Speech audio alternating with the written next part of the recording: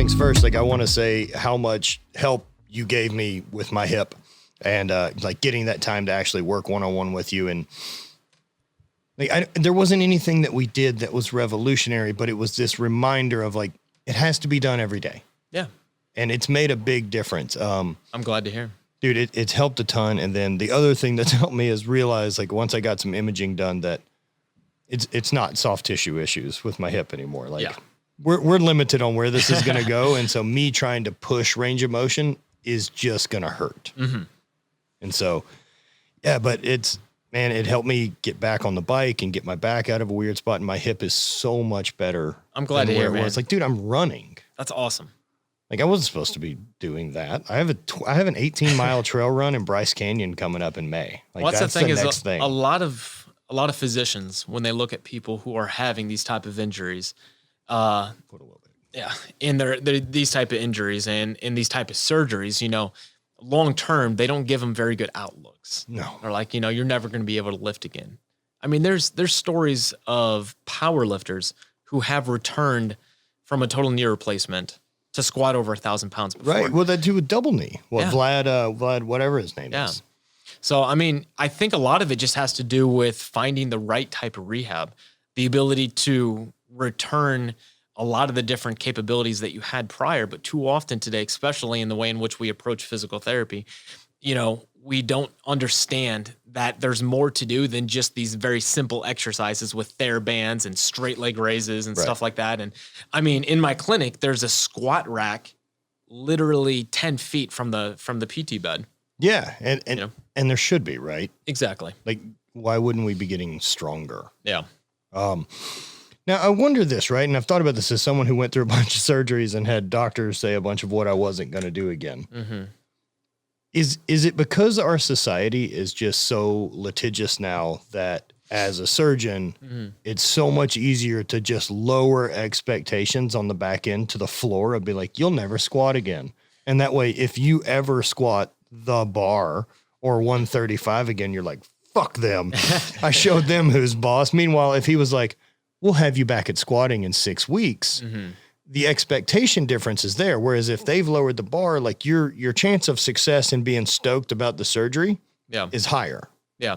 I think it's twofold. I think for the first part is that we don't have a lot of physicians or just people in the medical community, whether that's being a medical physician, whether or not you're a chiropractor or physical therapist. We don't see a lot of people that have a very great in-depth understanding experience-wise in lifting big weights or doing a lot of things athletically, like running marathons or things like that. So when they're doing these surgeries and things like that, they're not necessarily having the ability to see what the body is fully capable of and what it can get back to, because they themselves don't have that experience. Right. You know? Yeah, it's, man, you know, me being as close and good friends with Kelly as I've been over the years, it's the chairs. The only thing with those chairs is they won't move if you're on them. Yeah, I feel like the mic keeps on sliding. Yeah, they don't roll. So, yeah, we'll dial her in. There we go. Even talking to Kelly because he just recently did total knee replacement. Yeah. And so he and I have been talking a lot about it because I've been through it. Mm-hmm. And it just was funny because like after he was in, like, say the first 4 weeks of it, like I got a message from him and he's like, dude, you had 9 of these? You had 9 surgeries? And he's like, I'm sorry. Yeah. Because he's like, I've worked on a lot of people with ACLs and I've worked a lot of people through knee surgery, but I've never had that experience. Yeah. That, they cut my bones off. Yeah. And I'm sure you saw the photo of the knee when he sent that to me.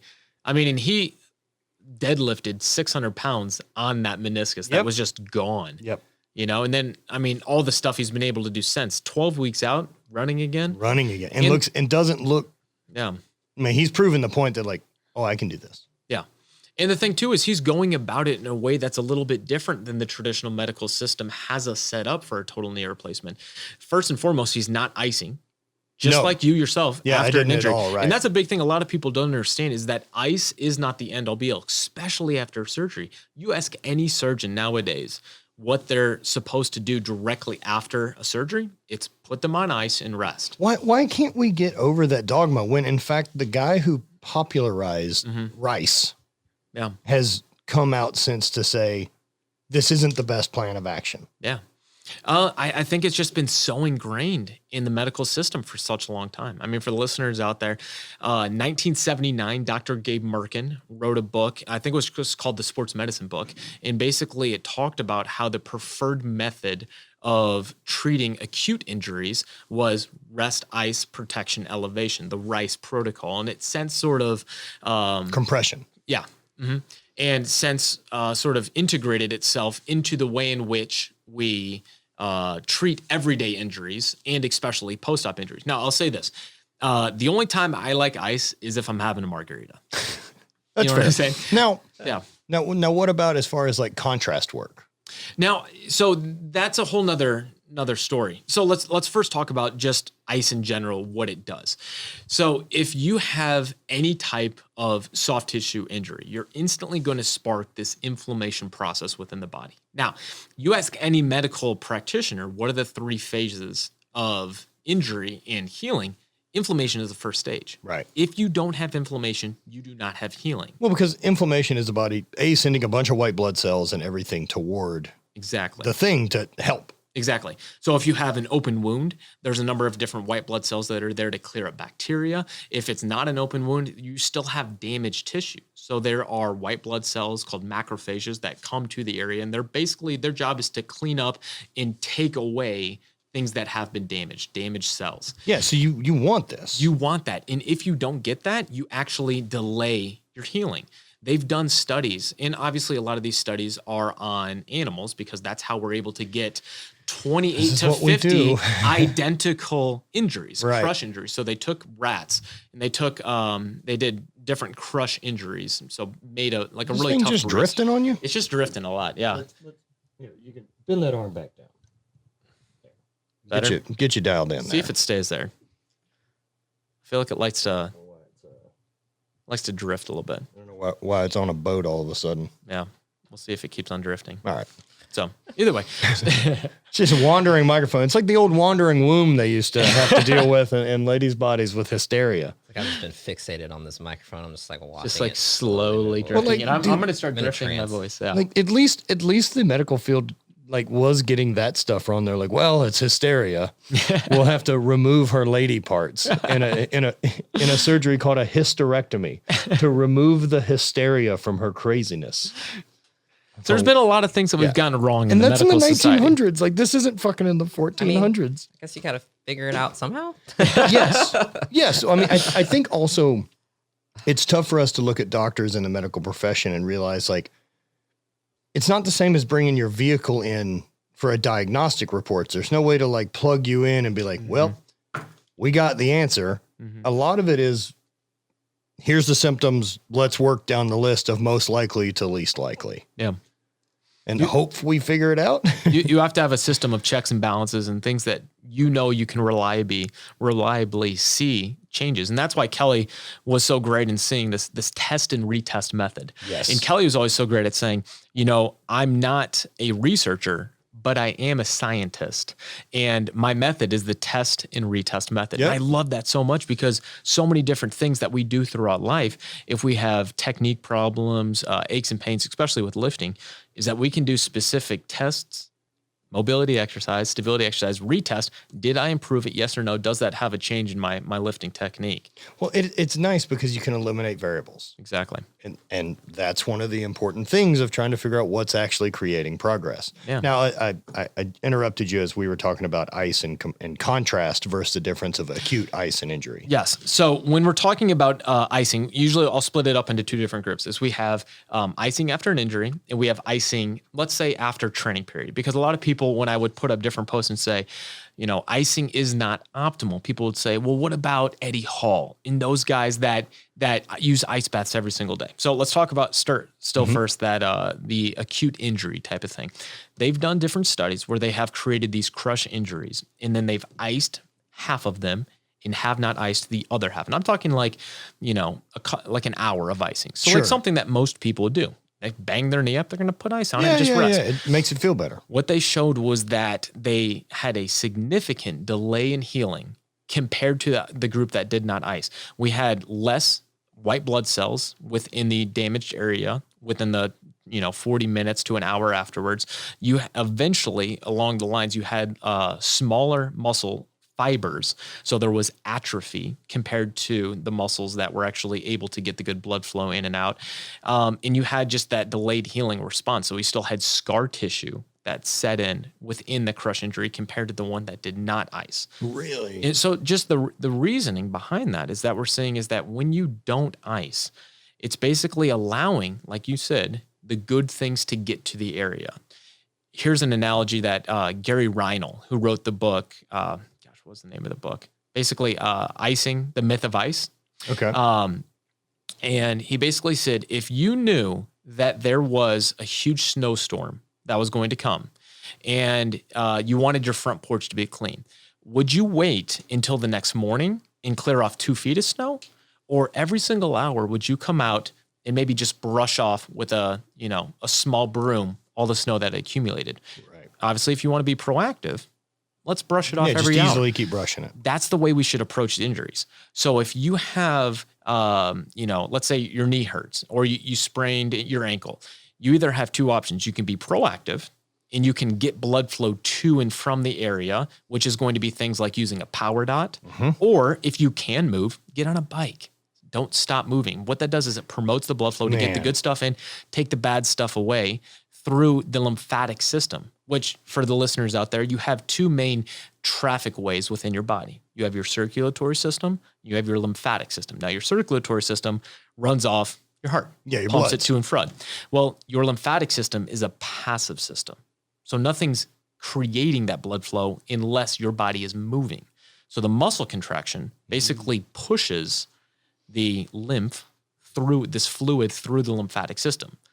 So you have to be able to have that movement. And when you ice something, it's basically like you're setting up a roadblock in the middle of a highway that's had a car accident. The thing is I get people get it because the ice does help with pain tolerance. That's the only thing it does. Yeah. And right. I've told people that like, look, if you're coming out of surgery and if you need a break, yes, ice it. But you're not yeah. helping. Don't spend fucking 10 hours a day with this bag on your knee waiting. Exactly. You got to be proactive. Like big ones, even for me, like when I couldn't use my right leg, Kelly had me, get into the gym, which lucky enough I had at the house, and get on the assault bike with one leg and then throw the other on the peg and just move for 20 minutes. It doesn't have to have any objective other than my heart rate needs to be above resting for 20 minutes. And that would flush so many things out and make it feel so different. So we know that now that icing is not the most optimal for after an injury. If you want it, if you're in 10 out of 10 pain, throw some ice on it. Yeah. If you slam your finger in a car door, I would recommend a Percocet. They exist for a reason. There's reasons for these things. If you slam your finger in a car door, throw some ice on it. It's not the worst thing in the world. I'm just saying, if we're trying to be as optimal as possible. Post-surgery even. Yeah, post-ankle roll, post anything that's created swelling. Exactly. We can be more optimal. And that's really what we're trying to do as healthcare practitioners. We're trying to optimize the healing process. We're trying to be that much better. And if we're talking about an athlete coming back and doing the things that they want to do, pushing big weights, running, be bigger, faster, stronger, we're trying to look to optimize the healing and the training process. Yep. So that brings us to our second point, which is icing after workouts. Like a contrast bath. Exactly. Now, when you are exercising intensely, you are creating a small amount of micro trauma to your body in the same way that you would had you had an injury. Yeah, that's how muscle growth works. Exactly. It says, holy shit, we could barely do this. Now we grow stronger to do it better next time. Exactly. So we have to look at this 2 different ways. Long-term adaptation and short-term performance. Because when you look at the icing research across the spectrum for healthy athletes, there's sort of mixed reviews. Okay. So you have to understand the context that they're talking about. If an athlete is in the middle of let's say a week-long competition, CrossFit Games, World's Strongest Man, Highland Games, something where there's multiple events over a long stretch of time. There has been some research that shows that short-term ice baths or contrast baths for that matter can help some people in performance. They do their first event, they do a 10, 20-minute ice bath plunge, and then they're back out a couple hours later, they perform better. That's not everyone. That's some people. Sure. Yeah, it's definitely not everyone. And if that's you, I have no problem with it. If you feel like it helps you bounce back, who am I to argue with that? Right. And I think there's so many different various uses. Uses like for that, like say, post intense workout. And then for me, I've always liked it for down regulation too. Like I like using the sauna and getting really hot and then being able to dunk in the cold bath and get the heat and cold shock proteins. And I know that we're dealing with, and we're talking about 1s and 2% of performance help. Exactly. At most. But why not? Exactly. Well, and then whenever I say things like this, we're talking ice baths, people bring off like the Wim Hof method. Now, again, it's not something I've exclusively studied, but I do know it has to do with ice baths and things like that. And again, what I'm talking about is directly after performance. Right. What does it going to do? If you're probably doing an ice bath plunge in the morning or late at night, that's very different because we're talking about something that has not been studied. Likely. Because a lot of these research studies are done directly after.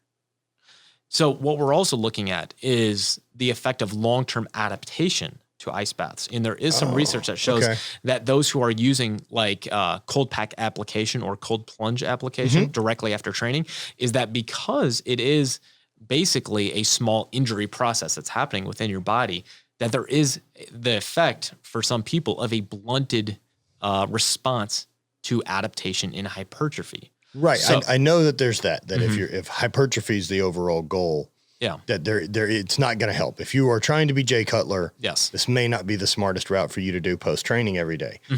However, if you're trying to be a performance-based athlete, man, it can just knock out a bit of the pissed off from the joints quickly. Yeah. And maybe help you sleep better. And then for me, especially doing it not just post-training, but doing it in the way like that I'll use cold and hot before bed or in the morning, it's that down regulation at night to get cold and get whatever hormone release I can get from it, which seems beneficial. I also get the inflammation dump before I go to sleep. I mean, there's a reason too that I now sleep with the chili technology or the chili sleep thing on my bed. I need to try that out. Dude, it's the biggest hack. Yeah.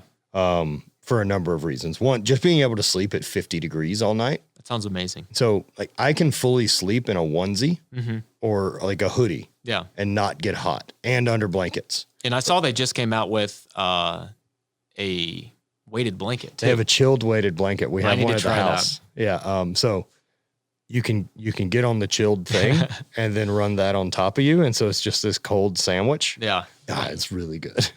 It's an expensive thing to have a cold sandwich, but overall for the bed setup with the chili pad, man, as a strength athlete, I just can't recommend it enough. Like if you're a big dude, like you need one of these. Yeah. I sent one over to HVIII and he was just like, whoa, I got one for him and I sent one to Flex Lewis and got the same response from both. Flex is like, yo, I've never not gotten hot when I sleep because he's just this cube of muscle. Yeah.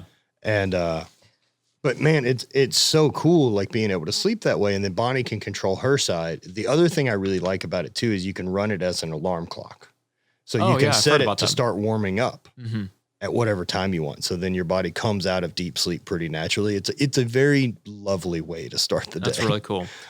Yeah. So, I mean, I guess taking it back, the answer then is really, as with a lot of things, is it depends. Yes. Does it help you? Exactly. Cool. Yeah. And that's okay that you think it does. Yeah. As long as you know that you think it does. Exactly. So many people are just kind of looking for that cut and dry answer when stuff like that. Exactly. Yeah, or, and that's the tough thing about social media nowadays too, is if you're trying to create content to help other people, it's very tough to get all the context out on the table because there is a lot of it depends. And especially when it comes to ice, like you mentioned, post-surgery, if I can get someone to not ice, but yet be on something like a Power Dot or a Mark Pro and get that blood flow to and from the area, it's going to be more optimal. If I can get someone post-training directly after to maybe, hey, let's just, lay on your back or relax. Let's maybe do a little blood flow restriction. Let's get some Power Dot going again to just pump, the That's good so and much, take like the bad doing out. some occlusion with a Power Dot is so much better post-surgery than ice. Yeah. I mean, that's something and this is something that's not like brand new. Like, No. Blood flow restrictions have been around for a while. You know, the idea of being able to move, to create that, you know, adaptation for long-term responses, like that's not new. We just have a lot more people nowadays that are speaking to it and making people go, maybe my doctor's not right. And so, we just want to create educated consumers. Well, it bums me out then why aren't our doctors on the cutting edge? Is it a built-in system that, I mean, for me, and having 9 knee surgeries in a relatively short amount of time, dude, I had to fight for them, to not ice me, and then not send me home with another one of those cold units that goes around my leg. They were fully ready to give me 8 of them in under 2 years. I'm like, what do you want me to do with these? I don't need a house full of them. I don't want it. I'm not going to use it. Please don't hook it on me. And they're like, well, it kind of comes with the surgery package. It's like, don't charge me for that. There's certain things that die hard. I think there's kickbacks that, you know, of course you would look, if I'm doing surgery and I know that I believe this is a valuable thing. And so I can work it in to every one of my patients' surgeries and they pay for it and it's charged for more than it should be. Yeah. And I get some back. It's easy to think that's nefarious, but it doesn't necessarily have to be. I think you could just, you know, be that we have seen people enjoy this. Yeah. Despite that the science says it's going to slow down your process. Yeah. Well, and I think the big thing to understand is that a lot of people getting surgeries, you have to be proactive to see these good responses. Like you said, you have to be on the Mark Pro or the surgery's Power day Dot. one. That's not like we made it. Yeah, exactly. So a lot of people, I think they may not be as proactive in doing those things. And they're just going to sit home and relax and lay on the couch. And in that case, and which is most likely what they were doing before surgery too. Yeah. Cool. Ice it up. whatever so makes you more icing may make them feel better. So again, you know, what type of clientele are we talking about? But when you're talking about an athlete, we're talking about, and that's who we're talking about. And when we're having that conversation, again, it comes back to just like training, we're trying to be as optimal as possible. And in that case, regardless of what you're doing, we want to ask the question to either the trainer, the physical therapist, the medical doctor, is this the most optimal way for me to meet my end goals? Right. And when it comes to icing, it is often for post-surgery or post-injury, it's often no, this is not the most optimal way for me to recover. I need to move. And then when it comes down to, well, how do we find pain-free movement? What do we do? For some people, after surgery, you can't get up and go run. No. Biking hurts. But I can relax in my chair and just get some movement pumping with a neuromuscular stimulation device. The passive movement like that is such a big deal. That like non-fatiguing pulse that you can run. You can do it all day long because it's, again, that's the thing, is it's non-fatiguing. It's not this Russian stimulation where we're actually getting the muscle to fire down. Right. Now, the Power Dot does have that capability, but it also has the other. Yeah, to just get that muscle to twitch constantly. Just that small amount of muscle contraction stimulates, like we talked about, the passive lymphatic system to pump away all the damage that has been done so we can get the good in and the bad out and optimize the healing process. And I also think it starts getting things back online faster for, I can't get a contraction in my quad. 100% true. Because what happens is that swelling, especially within a joint, shuts down certain muscles from firing as well. Now, there's a great way to understand this. People will have the debate of whether or not the VMO, vastus medialis oblique, the section of the quad, the one we all want, your teardrop, your big old teardrop. You've got some great quads. This appears very well. A lot of people have the discussion of whether or not it's actually its own part of the vastus medialis muscle, whether or not it can be trained exclusively. There is research that shows that if there's a good amount of swelling within the knee joint, that section of the quad shuts down. We're done. Relative to the other. So you'll have your other sections of your quad, your vastus muscles, working well, and that part will not. So all of a sudden, they're like the people that are like, my quad won't turn on. Like, you're standing. Yeah. I mean, it's doing something, my friend. There's a lot of discussion with that, especially like with glutes. Yeah. I mean, like when we talked about glutes won't turn on. Like, I just saw you squat. Like, I disagree. When we're talking about like gluteal amnesia, that's something Dr. Stuart McGill has studied exclusively. Okay. You know, gluteal amnesia doesn't mean your glutes aren't on. If you're standing, the glutes are on, but they're not firing to their full capability. It's called the amount of neural drive to those muscles is inhibited. So all of a sudden, that muscle is not firing to its full capability or in the right timing sequence, motor pattern-wise, than as it should optimally. Okay. So they did a study where they did I think it was called a capsular retention surgery, where it was someone who was a candidate for an eventual hip replacement. So a lot of arthritis. And what they would do is basically put a ton of fluid into the hip joint where it would actually burst the hip socket. Now, in the short term, sounds awful. It creates a crap ton of pain in the short term.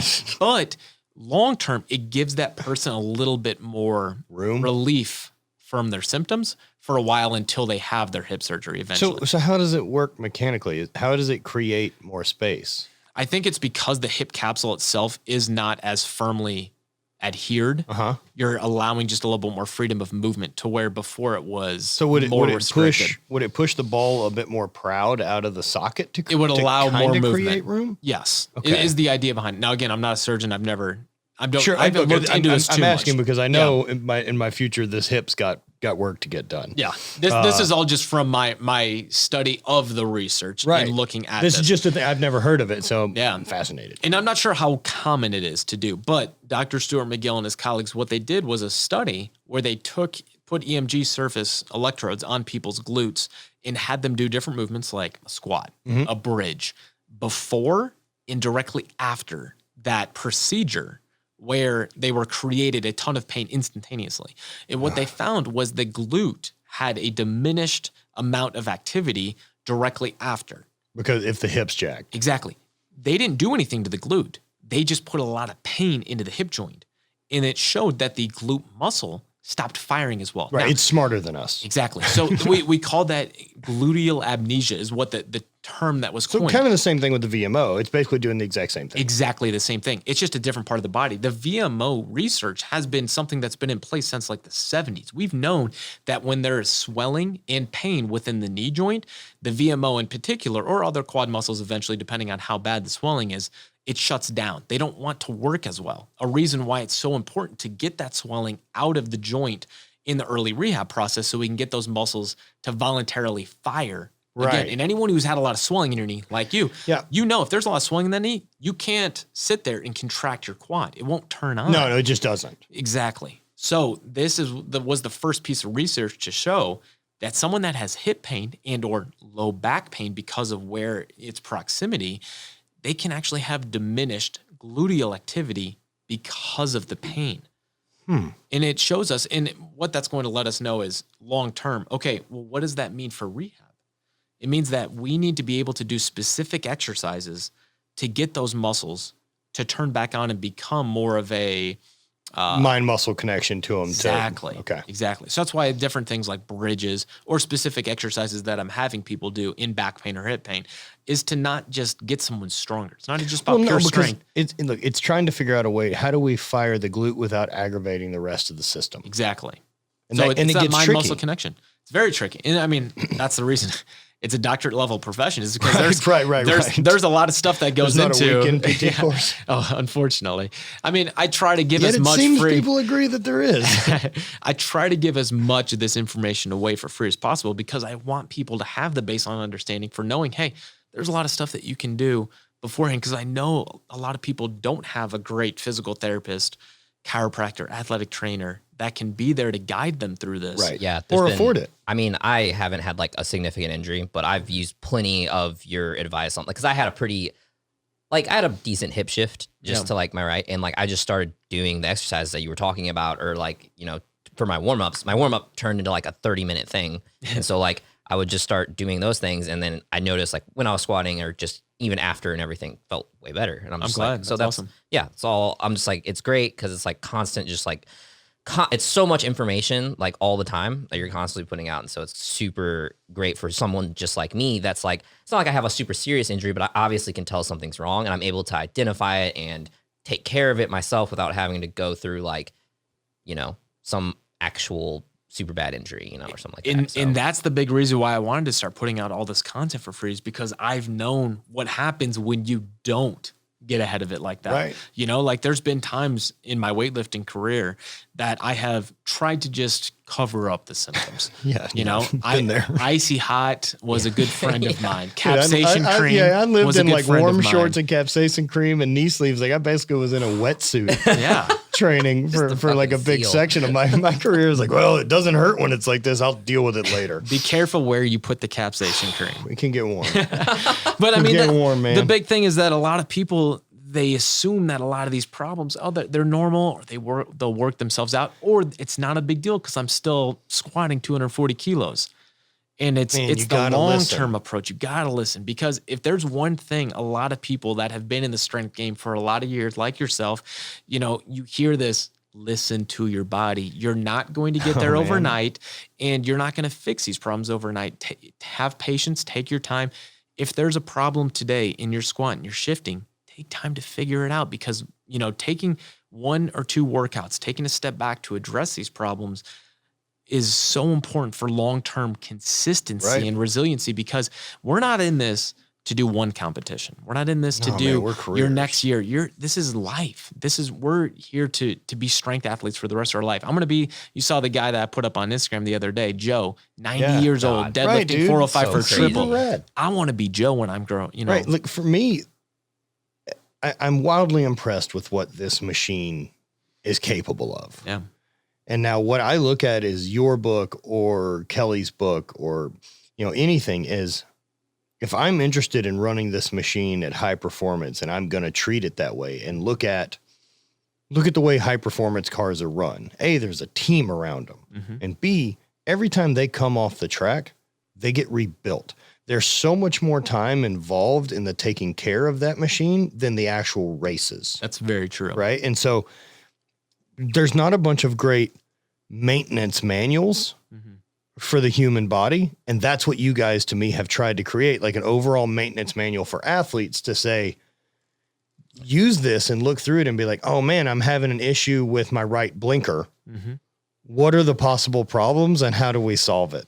That's a great analogy, because if you're a serious athlete and if you walk into the weight room, you're an athlete. That's how this book was written for anyone. I don't care if you're a professional power lifter or you just love to lift weights because you want to feel strong for your kids.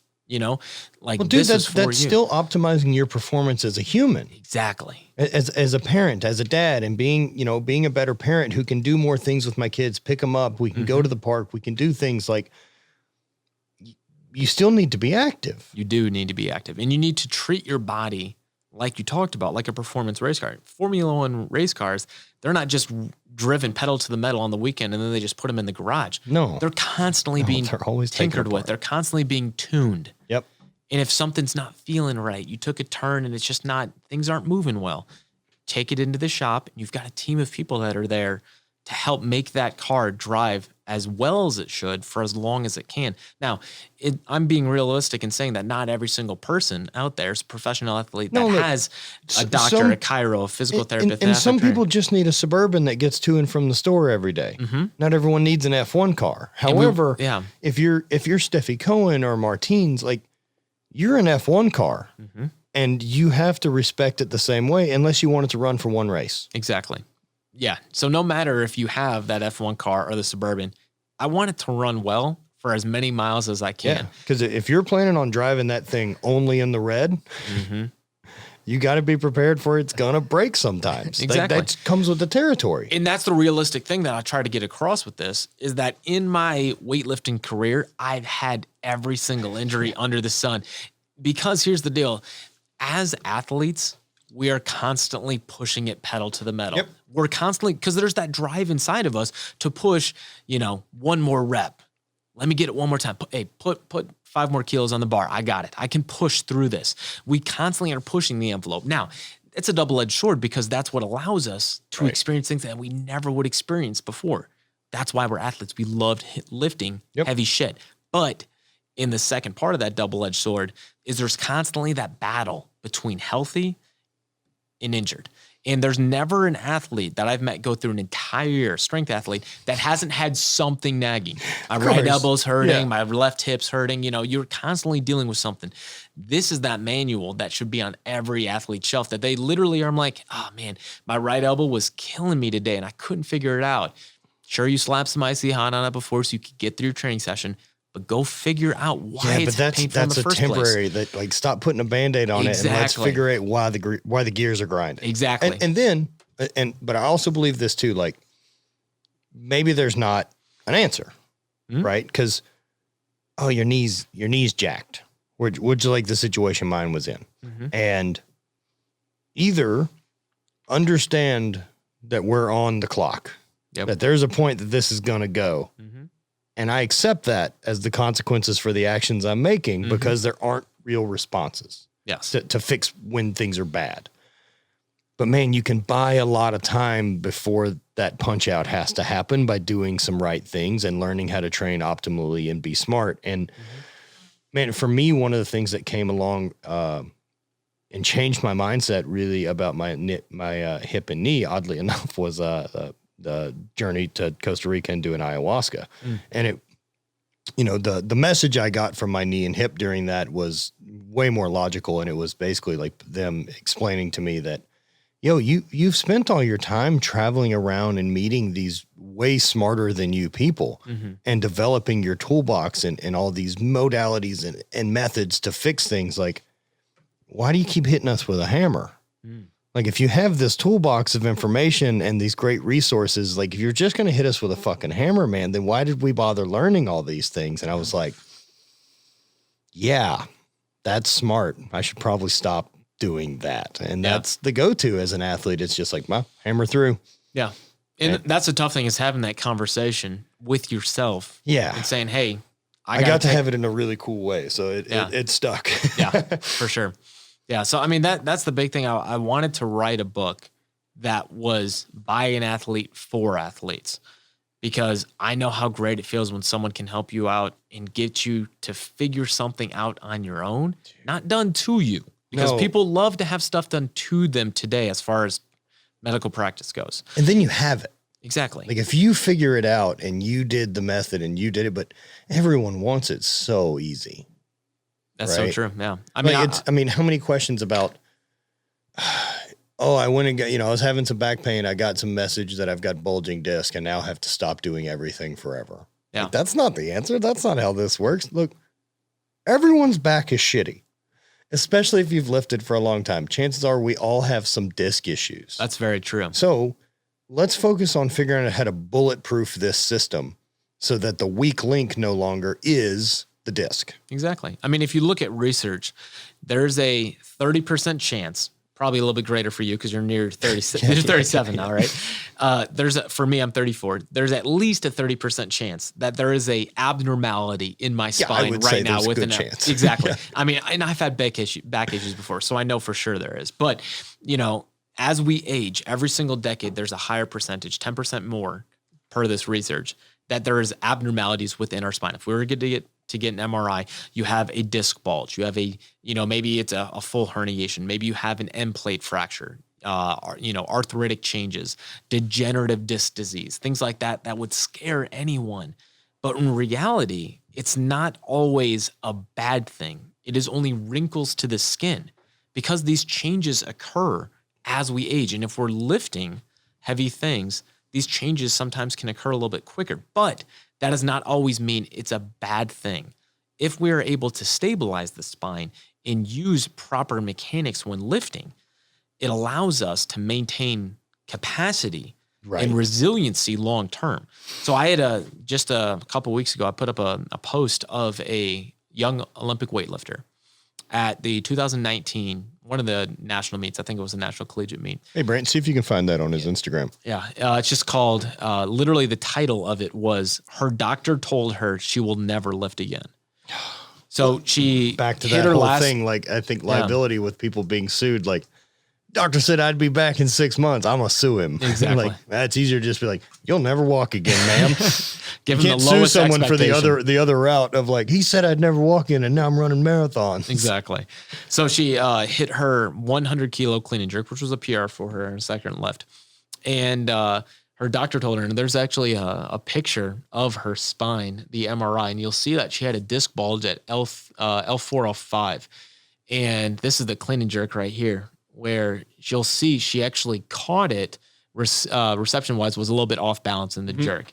Now, I'm not saying that everyone who catches a jerk off bounce is going to injure themselves, but all we know is that when you're moving a lot of weight with less than ideal technique, there's an increased risk for things to happen. Sure. And, that's just like any engineering issue. Exactly. And what had happened in her spine was she herniated the L4, L5 disc. Now, her doctor basically told her at that time that you will never do Olympic weightlifting again, and you have the spine. Right there's the picture. Oof, you have the spine of an 80-year-old woman, is what he told her. Oh God. So, mind you, she's a young, very, very talented Olympic weightlifter, and to be told that, I mean, just think about the mentality that you're put in. But we've also been told for so long, especially athletes, right, who've come up through a system that, there's some authority to coaches, and you listen to coaches, and so doctors and everyone else, these are trusted people in our field that are authority. That why would I question what the doctor says because I didn't go to school? Mm-hmm. And that's the tough thing. That is the very, very tough thing, because we are told to trust those who are in a position of power like this. Yeah. Whether or not it's a coach or power over your medical decisions. And I think just how much we hear in just culture about like, how intense it is to become a doctor and stuff like that. Like even more so, it's just like, well, how am I going to disagree with that after all that time? Like, Yeah, but exactly. So the idea behind what we did with her was to take her through a movement-based diagnostic process. So whenever someone in the medical community looks at pain, they try to classify the injury based on what's called a pathoanatomical system. So they will say that you have a bulging disc, a herniated disc, a facet joint arthritis buildup. Basically, what the tissue within the body that they believe to be problematic in causing the symptoms, that is their diagnosis. Now, the problem with that, like we mentioned, is that there's a lot of research that shows that there's plenty of healthy people who have bulging discs yet have no pain. So how can I tell someone with 100% certainty that their bulging disc is their cause of pain? Right, without imaging. Without imaging. Now, in saying that, I'm not saying a disc bulge can't cause pain. For sure it can. Mm-hmm. But it also doesn't tell us what is the best mode of treatment for that person. No. Because you may have 4 different people with bulging discs, and they may respond to 4 different methods of treatment. All I know is it seems whatever you can do to avoid fusion or getting your disc trimmed seems to be better. The tough thing with that, and there's times where back surgeries are appropriate. Of course there are. The tough thing with a lot of surgeries is that first off, they're not needed, because you could have gone through physical therapy, appropriate physical therapy, and got back to 100%. But Aaron, that's hard. And it takes a lot of time. It takes work. I would like to be fixed now. Very true. And hence that is the American way, right? So the movement-based diagnostic system is the way in which most physical therapists should approach the body. That's sort of our professional identity. And this is something that people that have come before me, I always tell people, I'm only, what is the line? A dwarf that is sitting on the shoulders of giants who have come before me. So I'm talking about, of course, Kelly Starrett is that giant for me. Dr. Stuart McGill, Shirley Sarman, who's from St. Louis, over at WashU. These people have come up with the idea of a movement-based diagnostic system. So here's how it works with the back, is you would come to me and I would do a number of different tests and measures, basically to understand if I could fit your symptoms into a way to tease out specific motions, postures, and loads that can trigger your pain. So for someone that has a bulging disc, instead of saying you have a bulging disc and that's your diagnosis, I would say maybe that person is flexion intolerant.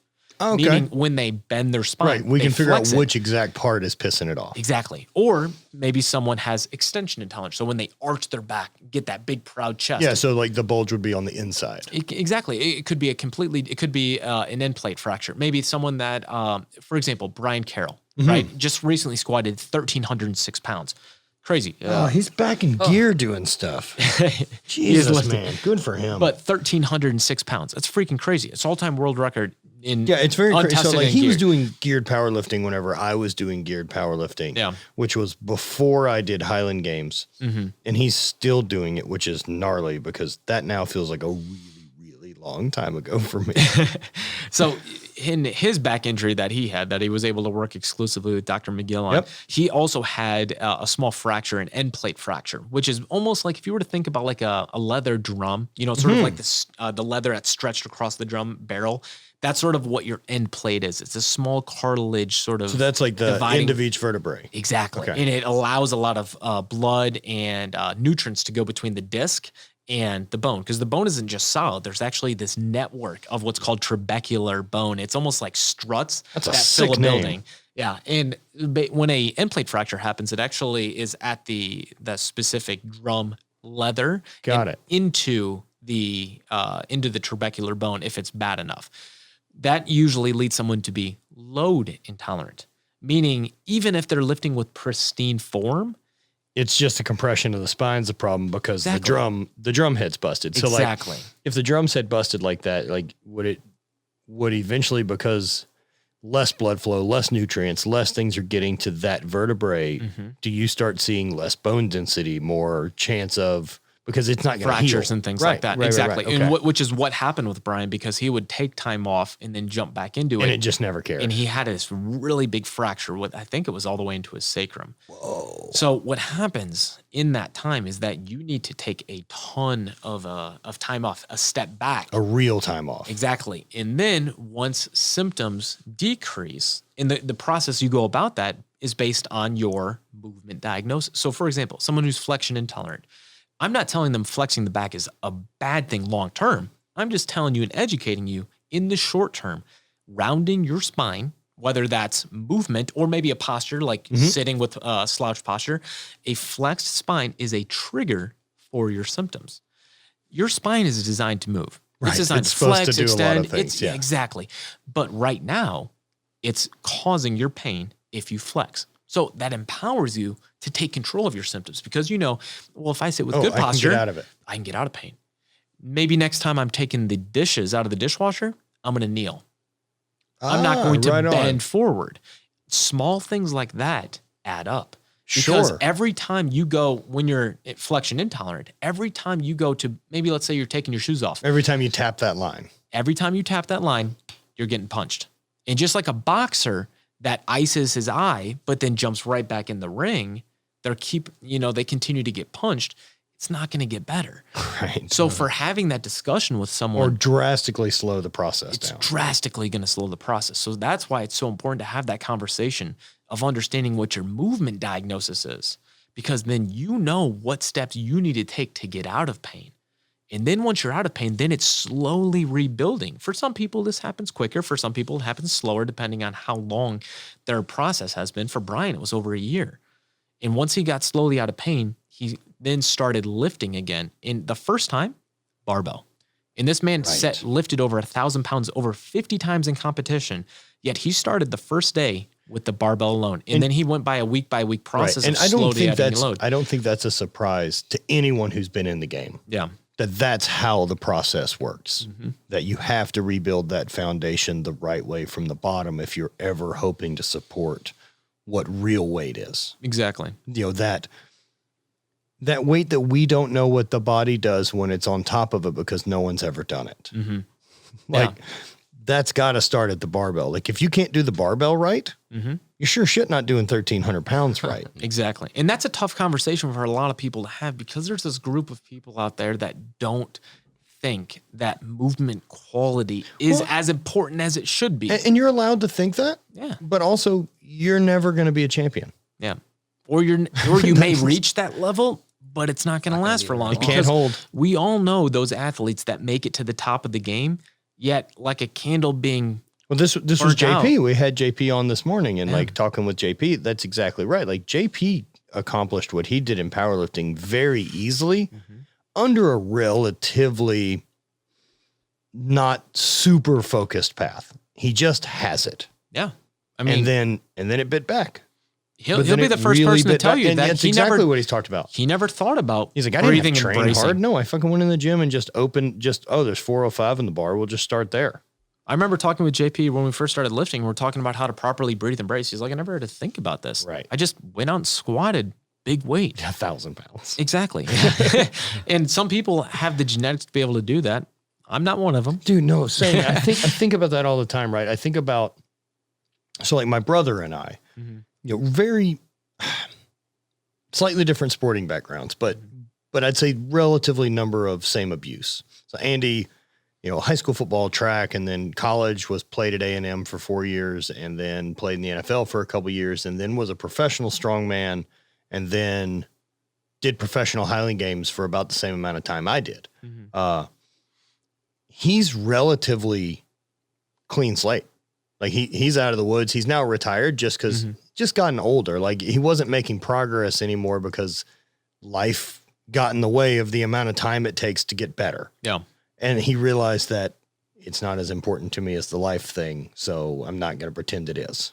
And he got, and he's healthy and has got out of the sports and stuff like that. Meanwhile, my same career, I took a beating and there wasn't ever a catastrophic failure for me. It just took, this is what the cost was for me to do the thing I did. And then I look at a buddy of mine, Keaton, in Salt Lake. He's got a really good friend, Halote, who's a 12-year NFL defensive lineman. Other than his feet are gnarly from getting stomped on in cleats. Yeah. He's uninjured for 12 years in the NFL. And like, some people are so robust. It's incredible. And especially if you're never going to push that athlete to a max total, if they're just if they're performance athletes with sport, it's incredible what they can withstand. Like what genetically makes him able to handle 12 years in the NFL and never take an injury. It's crazy. Versus the other guy who did. It's not just bad luck. Yeah, I mean, I think a lot of times genetics, it's something you can thank your parents for. Right. You know? I just want to look at what like his ACL and other joints look like. They have to just be these big cables. Just lead bones. Yeah, that's whenever they told me that we were going to use cadaver tissue or anything like that. Like my first thoughts is like, we need to find like a Benedict Magnuson. I want his. I want to see this cadaver. I want his beforehand. ACL. like don't put some old dude like some 60-year-old guy who was like a marathon runner's knee in me. Like I'm going to ruin this thing. It's no good. Yeah, I mean, I think some people just naturally have the genetics for it. The same reason why some people, I've seen a couple of different patients throughout the years that have had multiple ACL tears. It's just unfortunately the cards that and you then were once dealt. they go, Your chance of re-injury is even higher. Yeah, exactly. It's a string on a shitty sweater. Exactly. And, there's a lot that we can do, to prevent things. We work on landing mechanics. We improve strength. We, work on dose as far as how often you're doing certain things.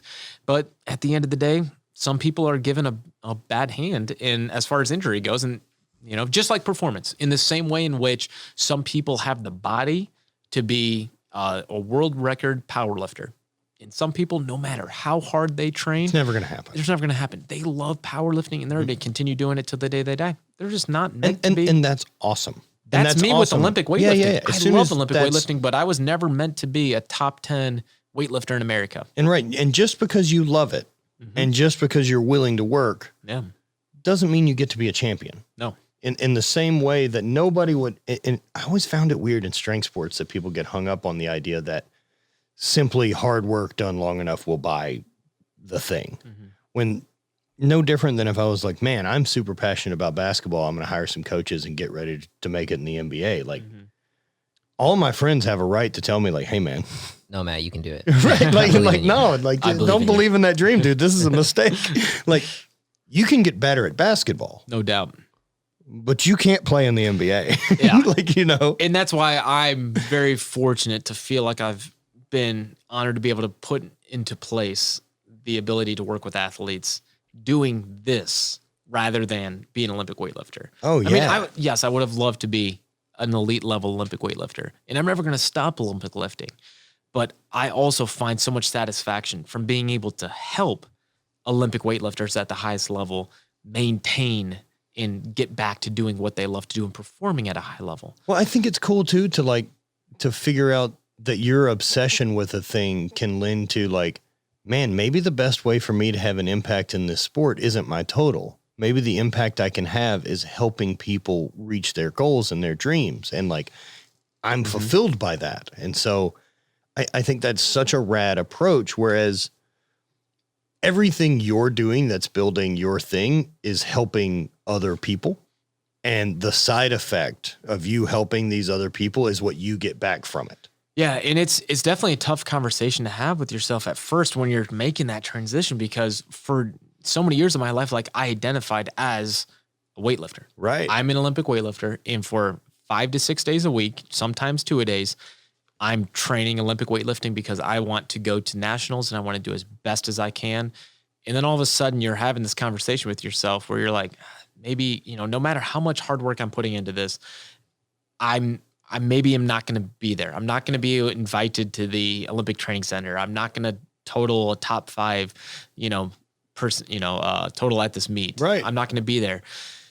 But hey, all of a sudden, I'm able to see this lifter and I can help him get back to what he's doing. He told me thank you for that, and I could see him at his meet get a huge total. But that feels good to be able to help him. How wildly important it is that without those years of firsthand experience of lifting and actually feeling the push and knowing what athletes go through and knowing what athletes are capable to deal with, it doesn't make you as good at doing the other thing.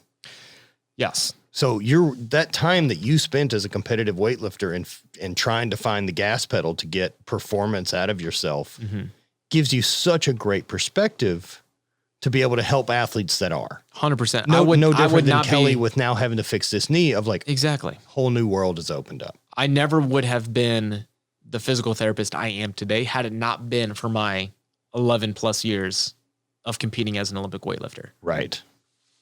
And that's, and the weightlifting is such a fun one too. With powerlifting, it's so brute strength based that it is highly technical of a sport when we want to get down to the details of it, but it isn't highly technical like Olympic weightlifting. And that's the reason I think I was drawn so much to Olympic weightlifting, because let's be honest, I'm not the strongest person in the room by far. I was always a faster person, and I love the technicality of it. In the same way in which this is why Highland Games appealed to me instead of just running powerlifting or strongman. I don't have the skeleton to be as good at those sports as I wanted to be. And it was okay. Either I have to accept that and say, I like doing this because it's fun. But if the part I'm interested in is being good at it, there's a ranking system that determines whether you're good. Fun is up for debate. Yeah. I guess I always use that analogy for athletes as like, do you want to participate or do you want to compete? Because there's a very difference in those mindsets. I think almost any sport you want to do as a participant can be healthy. If you're interested in competing to figure out your threshold and your maxes, we're not doing a healthy thing anymore. We're on the clock and that fire is burning and I don't know how long you get. And in talking with Brian Carroll a couple weeks ago, like that's basically word for word what he said. He's like, I know that there's nothing healthy about wanting to squat over 1,000 pounds. There's nothing healthy about it. And there's going to be damage done to the body. There's no doubt.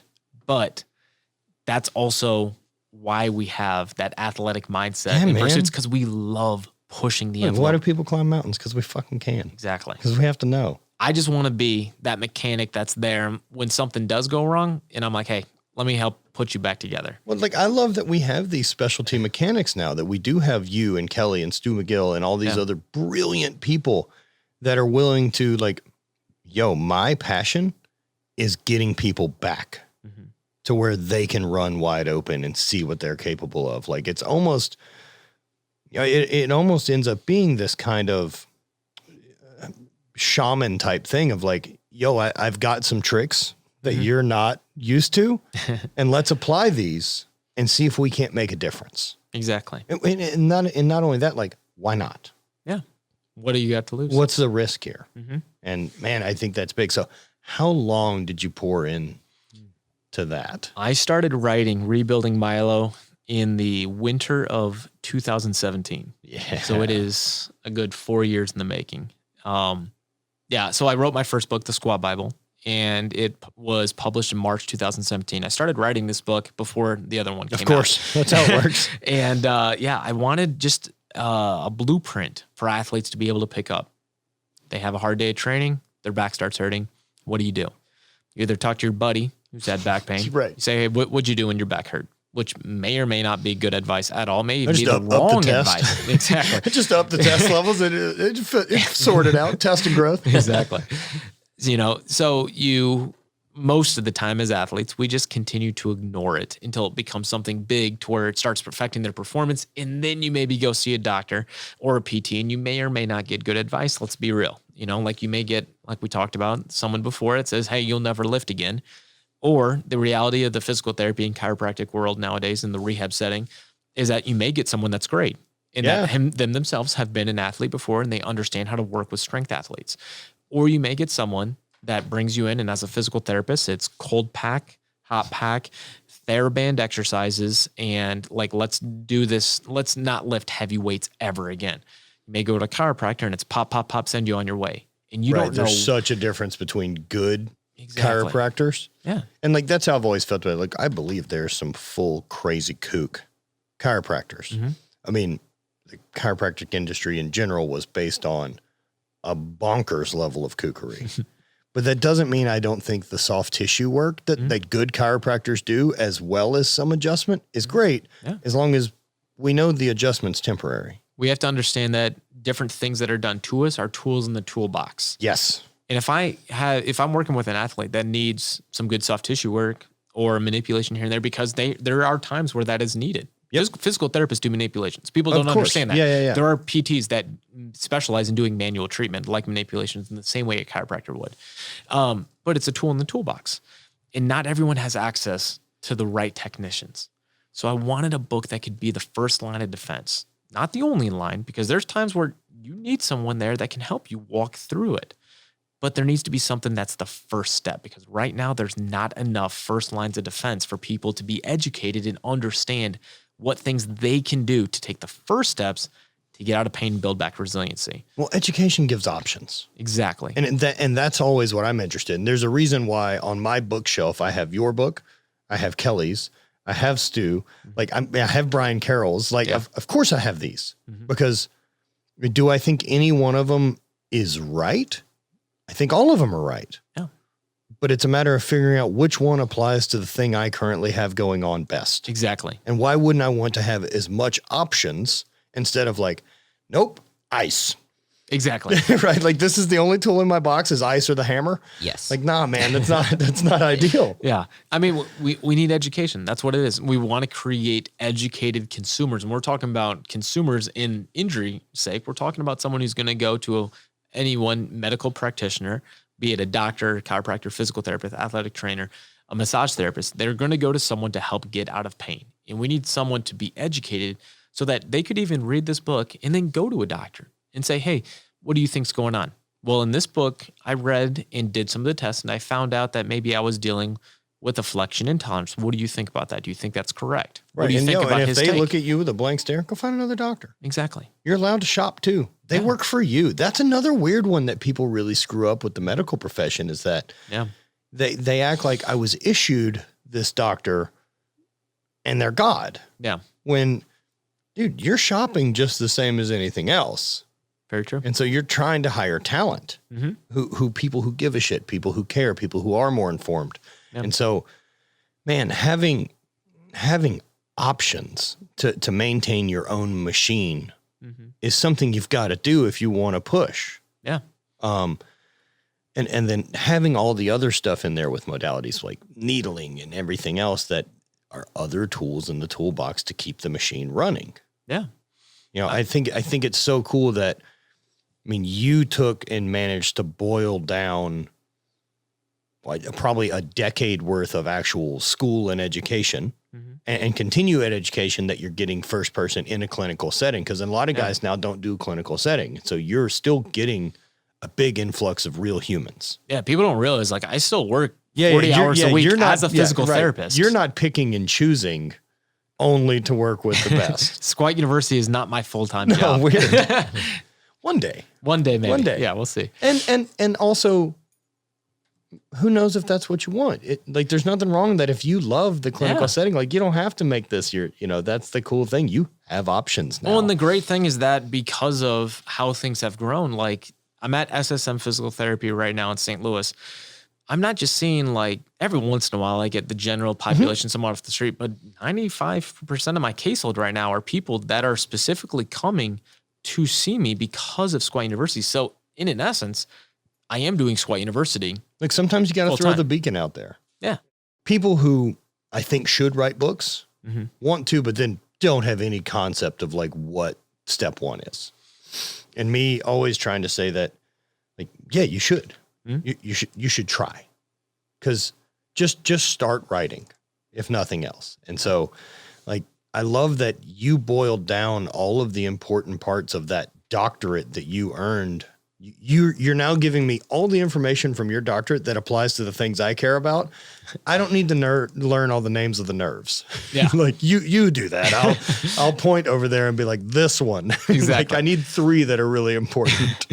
I wanted to write it in a way to where anyone could understand it regardless of have their to. education level. Yeah. Because that's why so many people are lost nowadays in speaking to medical practitioners, is because they speak down to you in that ivory tower speak. The amount of times I've had a patient come to me and I've asked, well, what did your doctor tell you? They can't even give me a good explanation even know. because their doctor has spoken to them in a language they don't understand. Now, I want to make sure people are educated in understanding, what your humerus looks like and fitting into your, your scapula, like a golf ball sits on a golf tee, and using analogies so it sits in and you become educated in that manner. But you don't need to know insertion points and, muscle innervations and things like that to such a great degree. You need actionable education. You need something that you can take away, you can digest, you can understand it, because in the end, it's going to create action that can then get you to a point where you can get out of pain and get back to doing the things that you love to do. Exactly. That's what we need. And I think education for me, and then like kind of wherewithal, it does, like one of the tricks that I find that it does is it gets away magic. Mm-hmm. And one of the ways I describe that is, I think it's really easy for people without education or knowledge on a thing, which is the same thing, to look at something they don't understand and say, that's magic. Mm-hmm. This hit me the other day, and the analogy that it worked on was really odd, but it's, Paul Rudd has a moment in Forgetting Sarah Marshall. Yeah, love that movie. Right. So they're by the beach, and Jason Segel's going to take a surfing lesson and walks up to Paul Rudd and says something. And then Paul Rudd's like, you look like you got a lot of sadness in your eyes, right? And then Jason Segel says, says something. He's like, it's good for that. Weed. And he's like, do you have any? And Jason Segel's like, no. And he's like, well, let's go surfing. Like, that's next best bet. Yeah. And it's perfect and it's good. And the analogy for that is like, it's really easy to see that scene and go, Paul Rudd's magic, because that line delivery, Paul Rudd's so funny. Meanwhile, like that's set design, that's script writers, that's editors, that's someone did the lighting, someone chose their outfits. Paul Rudd was able to say that line 5 times and not screw it up. And then whoever in the editing bay chose that one and then lined it up and made the timing perfect and made it click. It's not magic. It's a bunch of steps. Yeah. That got that done correctly by people who care. And your book and this more information, it takes away the magic of an injury. Mm-hmm. And it can allow you to educate and say, okay, I'm having this pain because I know this is doing X. Exactly. How do we fix that? It takes magic away from it, which to me gives control back to the person in pain and control back to the athlete of like, I can fix me. I'm not stuck here with my hands out yelling help. It empowers them to take control of their pain. Because now they know, like we talked about the back, talk about the shoulder, there's a lot of times where people, they don't understand why their shoulder hurts. And they're told to look at the anatomy. Oh, it's biceps tendonitis, a rotator cuff problem. I had that issue. Yeah. I was having a really weird issue with my shoulder. It wasn't like super serious, but it was like pain and I couldn't figure it out. It was a bicep issue. And I'm pretty sure I figured that out because of something I saw from you. Right. That was why. So I was just like, so it was cool. Yeah. Yeah. I mean, it always has to go, all right, where's your complaint at? What steps are we going to do first? Right? Let's try some tests. Right. Let's figure out what's going on. Let the test let us know. Can we make it do this? Exactly. And not only that, like that's another one, like the same thing with bringing your car to the shop, right? Like there's nothing worse than bringing the car to the shop. And of course it doesn't do the thing when the mechanic gets his hands on it. Yeah. And so being able to replicate the pain is really important too, or at least being able to say like, does this make it better or worse? Because if it makes it better or worse, then it's giving some direction and more data to make a decision about. Exactly. That test and retest method also. Try these tests. What is it? What happened? Can we do something else in the meantime to change this or just illuminate the problem? The amount of times that people come in with shoulder issues and I put them in certain positions and try different tests, and all of a sudden I'm like, man, the back of your shoulder, the muscles that support the joint, be it the posterior rotator cuff muscles, maybe the rhomboids, mid-trap, low trap, you have a crazy imbalance weakness on your left side versus your right. So what does that mean? That means every time you put that bar overhead, your shoulder joint is not supporting the load overhead in a balanced manner. You're overloading certain tissues. It's unstable, like a golf ball rolling around on a golf tee too much. Certain tissues are going to get overloaded. Things are smashing together. That's why things are irritated. That's why your shoulder's pissed off at you. I just illuminated that problem. 10 minutes ago, you had no idea. You thought this right here hurts. I think it's my biceps tendon because when I push around there, I can feel it's irritated. It hurts when I touch it. And I tried to Google how to fix biceps tendonitis on my shoulder, and you'll get 1,000 different things. But until you actually do some tests to uncover what's the movement problem that led to this in the first place, you have no idea of what you're doing, whether or not it's the right thing, the most optimal thing to get you out of pain. There's a lot of things that can help in the short term decrease symptoms. But whether or not that's actually going to be long term, the thing that takes away the movement related issue, the why, the root cause, can it solve the root cause? They say, it's as a beginner in the medical field, you're great at taking away symptoms. We can give someone medication. We can give someone a cold pack, a hot pack. Well, but that's a big problem to me with our medical profession in general. Or I can go ahead and just say this is a big problem I find in America. Yeah, is with our government, medical profession, nutrition, all the way down the road. Is we're completely reactive instead of ever being proactive on the front side of things. It's very true, and that's why we end up with so many long-term issues. It doesn't take a genius doctor, physical therapist, chiropractor to get someone out of pain in the short term. Right. It's Percocet. Second step, can you identify the root cause? And then can you fix the root cause? And man, a lot of people are happy to go, cool, I can take a pill and I don't have to work for it. But man, there's a cost. Look, there's a cost to using that magic. And that pill's magic. It's a good point. It needs to be fucking respected as such. That like, for me, whenever I was working my way through chronic pain, like, I'm interested in anything that gets me out of pain. Yeah. What I don't want to do is depend on that thing, magic, because it's going to be long-term bad. And so like, I'm going to use cold tub. I'm going to use the hot tub. And for me, they were great. And whether or not they were great for inflammation or reduction of inflammation, or simply that when my knee was really shitty, whenever I was in the cold tub or in the hot tub, I couldn't feel it. I got a break. And I don't know if it's just sensory overload because the rest of my body can feel it. I don't care. Yeah. I got a break. You're looking for what you can do to get out of pain. I got a break that allowed me to hang out and have a clear head for 15 minutes. And I need a break. Yeah. And so, whether that's now CBD or cannabis or anything else, I need some other tools that are before the nuclear weapon of opiates. Yeah. Like that needs to be a last ditch resort, but it's not a bad thing. Those exist for a reason. That chemical doesn't have an opinion or an agenda. It's just a chemical. Yeah. And so use it as a performance enhancer. And that performance enhancer is like, oh man, pain got above an 8 today. It's time to shut her down. Yeah. Again, it's a tool in the toolbox. Pull it out for the right reason. Right. As long as you're not using it so you can train. And that's a big thing. So we talked about medications and things like that, but like in the strength community, those are also things like knee sleeves, knee wraps, a belt, wrist wraps. How many times I've encountered powerlifters? They're like, man, I put my belt on. I probably put it on as soon as I get in the gym. Damn near. Not, right. My back hurts. I got to put my belt on today. Right. My knees hurt. I got to put my knee sleeves on. Yeah. Instead of maybe we need to do some rehab. Let's figure out why your knees hurt. Let's figure out why your back hurts. And man, it doesn't have to be crazy. Like even if it's something as simple as dead bugs or bird dogs that you incorporate into your thing every day, it's the chipping away at it that gets better. Like I don't need you to trash your back with rehab injuries, rehab exercises or prehab exercises the same way that you do with your training. I just need you to do these forever. And sometimes the big thing is that a lot of times people will see some of the content I make and they're like, oh, he, had this person with back pain. He made them go all the way back to the barbell for, 6 months. That's not always the case. No. That's a very extreme case. A lot of times it's just identify the problem and create something within your warm-ups that can sometimes optimize your training. Sometimes that's enough. There's plenty of times where I have people that have pain and literally all I'm asking them to do is take a week or 2 weeks off pushing things that create pain. I'm not saying stop training. What if they immediately lose all their progress in games? They're going to lose all their games.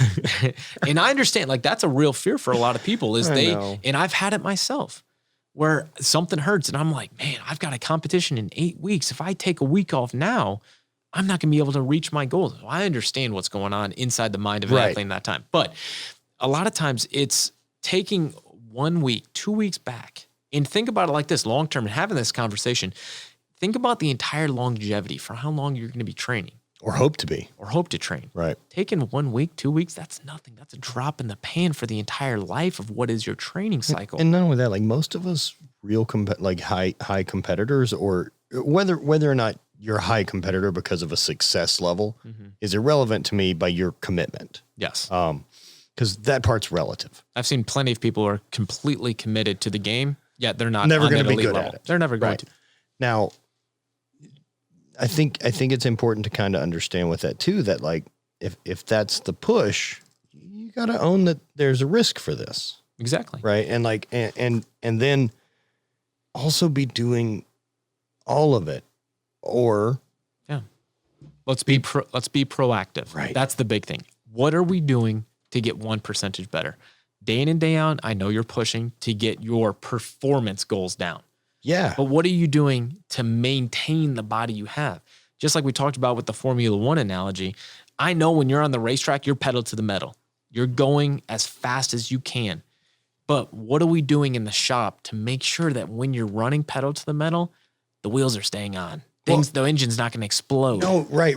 And I always thought about it competing like with the Highland Games. And the Highland Games are a little bit weird of a sport compared to other stuff because we compete a lot. And so doing like a track season essentially the same way where I'm going to compete 20 times that year. Yeah. I'm not trying to peak 20 times. I'm trying to peak 3 times, which means some of these contests don't matter. That means some of these contests are practice. Now, I want to win and I want to do my best, but there's a difference going in knowing that I have the cards stacked at a world championship for me to perform at my best versus in March and I'm still doing 10 by 10 because I give a shit about throwing far in August. I may not have the cards stacked in my best favor for PRs in March, but that doesn't mean I'm not focused on other aspects that I need to have work for August. Like I need to be good at competing. Yeah. I need to know my routine. I need to know that I can travel and sleep and get up and get to the field and eliminate all of the what ifs, or I'm comfortable because I've done this a lot. Well, what it comes down to is we put so much time into planning for performance, into making sure that we're peaking at this time. We look over sets. We look over reps. We're talking about the amount of sleep that we have, the nutrition. We put a lot of time into planning things so that we can perform at our greatest capabilities. We need to put just that as much emphasis into how well we're moving and maintaining the body that we have through things like rehab at times. And sometimes people say rehab, people say prehab, maintenance into maintenance work. We need to put as much effort into maintaining the body that we have so that the performance gains can continue. Because just like we talked about before, there's a lot of athletes that can get to the top and they can perform well. There's no doubt that you're going to be able to have some crazy PR set, at certain times of the year, but can you maintain that year after year? Can you hold it for a decade? Because let's look at all the different sports. I mean, LeBron, talk about basketball. Steve Nash was a really good. Kobe. All these people that not only made it to the top, but maintained their excellence for a long time. They do all the little things behind the scenes that people don't see. You don't get to be the GOAT for a season. Exactly. Exactly. So that was my hope with all the content that I make for Squat University, free or in this book, is that I want people to have the understanding and the awareness, the knowledge to maintain their body so that when they, regardless of their athletic pursuits of what is possible, whether or not you're an elite athlete or you're just someone who's very committed, and you love lifting every single day, but you know you're not an elite athlete, you've got a Formula One car in your garage and you got to take care of it. And I want you to be able to do the little things behind the scenes so that you can keep that car running for a long time. I mean, you know, we talk about Blaine Sumner. He's another great athlete. Great. And done it a long time, man. Do you know Blaine Sumner warms up with the McGill Big Three every single day before he walks in? I'm not shocked. How many times has Blaine Sumner squatted over 1,000 pounds? I would say as much as anyone. Exactly. Yeah, as much as possibly anyone alive. Yet before he puts the barbell on his back, he's doing a modified curl up, a side plank, and a bird dog. Now, I'm not saying that those are the things that are going to take you to the top. No. But they are the foundation. Because just like any pyramid, it can only be as tall as it is wide. And our base to our foundation as an athlete is how well we are moving. And that's made up with mobility, stability, that gives us the ability to maintain proper movement quality, optimal movement quality. And the more weight that you're lifting, the more performance that you hope to reach, the wider that base needs to be. But unfortunately nowadays, our athletes have such a performance mindset that their performance pyramid is basically flipped upside down. Right. And that's, we wonder then why these injuries keep on occurring. How next... Well, we're not wondering. We know why. Exactly. It's just, why doesn't anyone else get the idea that we need to make a long-term change? Why are we not making a long-term change and flipping that pyramid back upside down? Well, because it's not sexy. It's not sexy. And like, I put up a post about bird dogs. It's not going to get a lot of posts. That's not the views. It's not going to get a lot of likes, you know? But and that's also the fun of social media nowadays is how can I take so that's a post the trick. And show someone how a bird dog is a foundational movement exercise that can teach you how to properly breathe and brace and create stiffness in your core and then move your arms. And how does that relate to a deadlift? Well, not only that, how can I figure out how to translate it in a way that it clicks for you?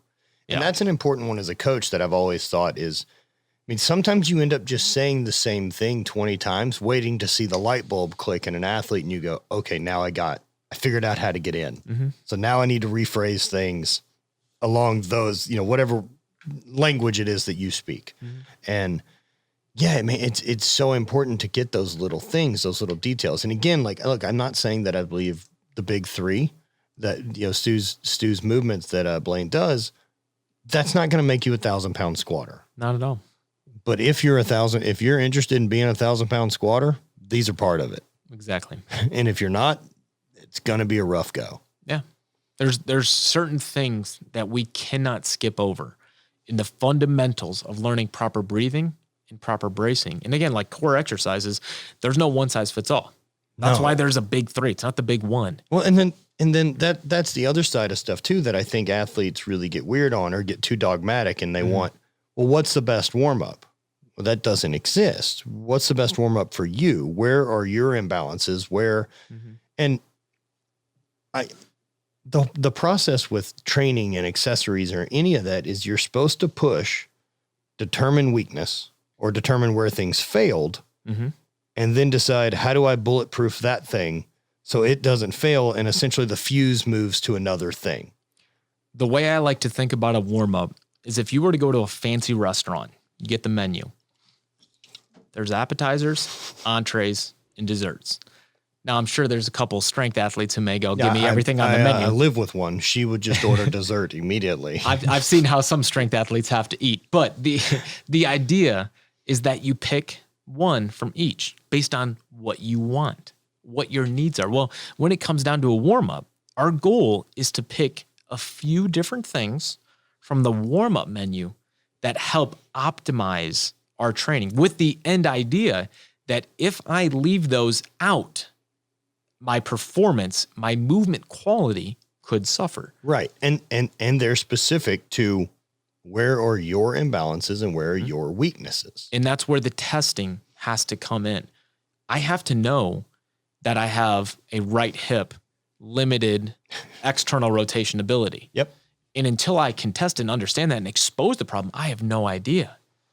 You have to have proper tests in place. So almost everything that I share on social media, it's not, hey, here's a great mobility exercise. It's, hey, do you want a mobility exercise that may be helpful? that could put you into a better position when you squat, try this test. Yeah. See, and I know people your book being a textbook, and especially coming from what I would say more academic side of things, especially more than me. I can see that it would be like looking at that book as a textbook and feel overwhelmed of it coming into it from the layman's terms. Mm-hmm. But if I think looking at it as, while it is something you can pick up and read, the intention of the book is like, I need a problem to be addressed and use the index to find it, and then take those tools and now build your program. Exactly. If you have shoulder pain, you pick it up and you go to the shoulder chapter. You don't have to start at square one. No, right. There's some good stories in the beginning, but you can go straight to square one and figure out what type of shoulder issue you're dealing with. Try the tests. What did the tests show? Learn about your shoulder and what's going wrong at your shoulder that created the pain. Here's these individualized things that you can start implementing right now. You don't need fancy equipment a lot of the time. Sometimes it's just little, some change plates. These are things that you can start doing right now to optimize your situation. And that, again, it's almost like an encyclopedia. You got a question, you pull out the encyclopedia. Now it's 2021. So what do? We pull out Google. Yeah. We don't have an encyclopedia anymore, but Which is better. Yeah, it's much faster. So And it updates. again, the idea, all this stuff that I share in Rebuilding Milo, it's on the internet. Sure. But if you don't want to sift through 150,000 YouTube videos or Instagram videos or journals, because I've been blogging since 2015. Right. You can look and have the reference right there in front of you. That's why I loved creating a book, is because it gave that reference to people that, the same reason Kelly Starrett's book. Yep. Every single one of his mobility exercises were on YouTube. That's why he did his 365-day thing. I still bought his book because I was like, dude, this is game changer. Yeah. I want to have that at my fingertips. Right. And now with your experience in working with athletes, especially now that you're starting to have these, higher profile athletes come to you, I'm curious, has there been any situations of like blown away by freakability of like working with an athlete trying to rebuild a thing that either A is like, holy shit, I can't believe that's a thing you're capable of doing, or how come you can squat 1,000 pounds and you can't do a dead bug? I will say there's both sort of things. Right, that's kind of figured, Is that I have seen freak athletes do crazy things, yet they're still dealing with pain. For example, working with Martins, world's strongest man. The other day, he was doing, with Nick Best, he was doing deadlifts from an elevated, I can't remember what the height was, but he was doing basically block pulls. And I think he did it's like 18-inch usually is where, and it's a weird height. Yeah, it was, he wasn't moving it very far, but there was 1,000 pounds on it. I think he did like 3. Martins, we're still working through some hip issues. And if he pulls from the floor very heavy, he's still having pain. Gotcha. So I'm still blown away with sometimes that these athletes are able to continue pulling and moving such great weight when still dealing with some of the issues. In the same sense, I'm also reminded that we are all human, because there are times, for example, when I had Martins at my house and we're working through some of these things, I'm doing some of these tests with him, and I put him on his stomach and I had his arm out to the side. I could push his hand down with 2 fingers. So this is a guy that can push hundreds of pounds over his head, yet I can put him into a very specific position for testing certain areas of the body to develop weakness, or to find out if there's weakness and expose it. And I can still see that. I can still expose the weakness to say, hey, he's still human. There's still things, about the way in which he's moving. That's why there's pain. And we can fix things. And exactly. And it should give us hope, because we are able to expose the problem. If I brought someone who's in pain and brought him through a full movement evaluation, I didn't find anything wrong, what do I do? But again, that's why it is a movement-based system that has been tried and true through the years as a physical therapy profession. That's what we believe in, because it works, because it is possible to expose problems in even the most elite athletes who are doing crazy things. I can still put you into positions and see problems side to side in the way in which you are moving based on mobility, stability, movement quality, and expose the root cause of your pain. And it has to be a very systematic process. It's not just, throw different tests at the wall and see what hits. it's a process of going through and seeing, all right, this gave me a clue. I'm going to try this next. This gave me a clue. It's scientific theory. It's scientific theory put in practical application, time after time, case after case.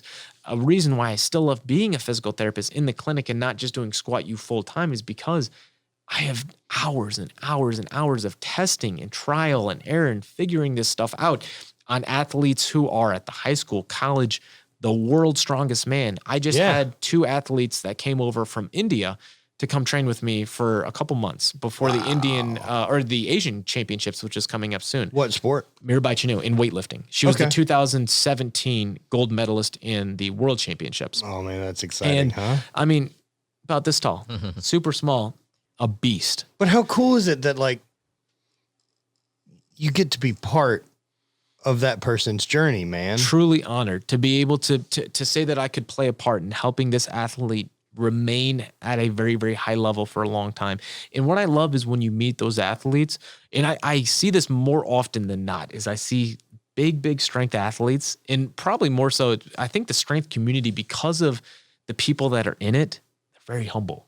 They love to talk, share things with you, and they don't have those egos. Now, that's a reason why I've also never tried to push into a lot of the other traditional sports of basketball, football, baseball, because there's a lot of PTs when they're still in school, they're like, oh, well, I want to be a physical therapist for the St. Louis Cardinals.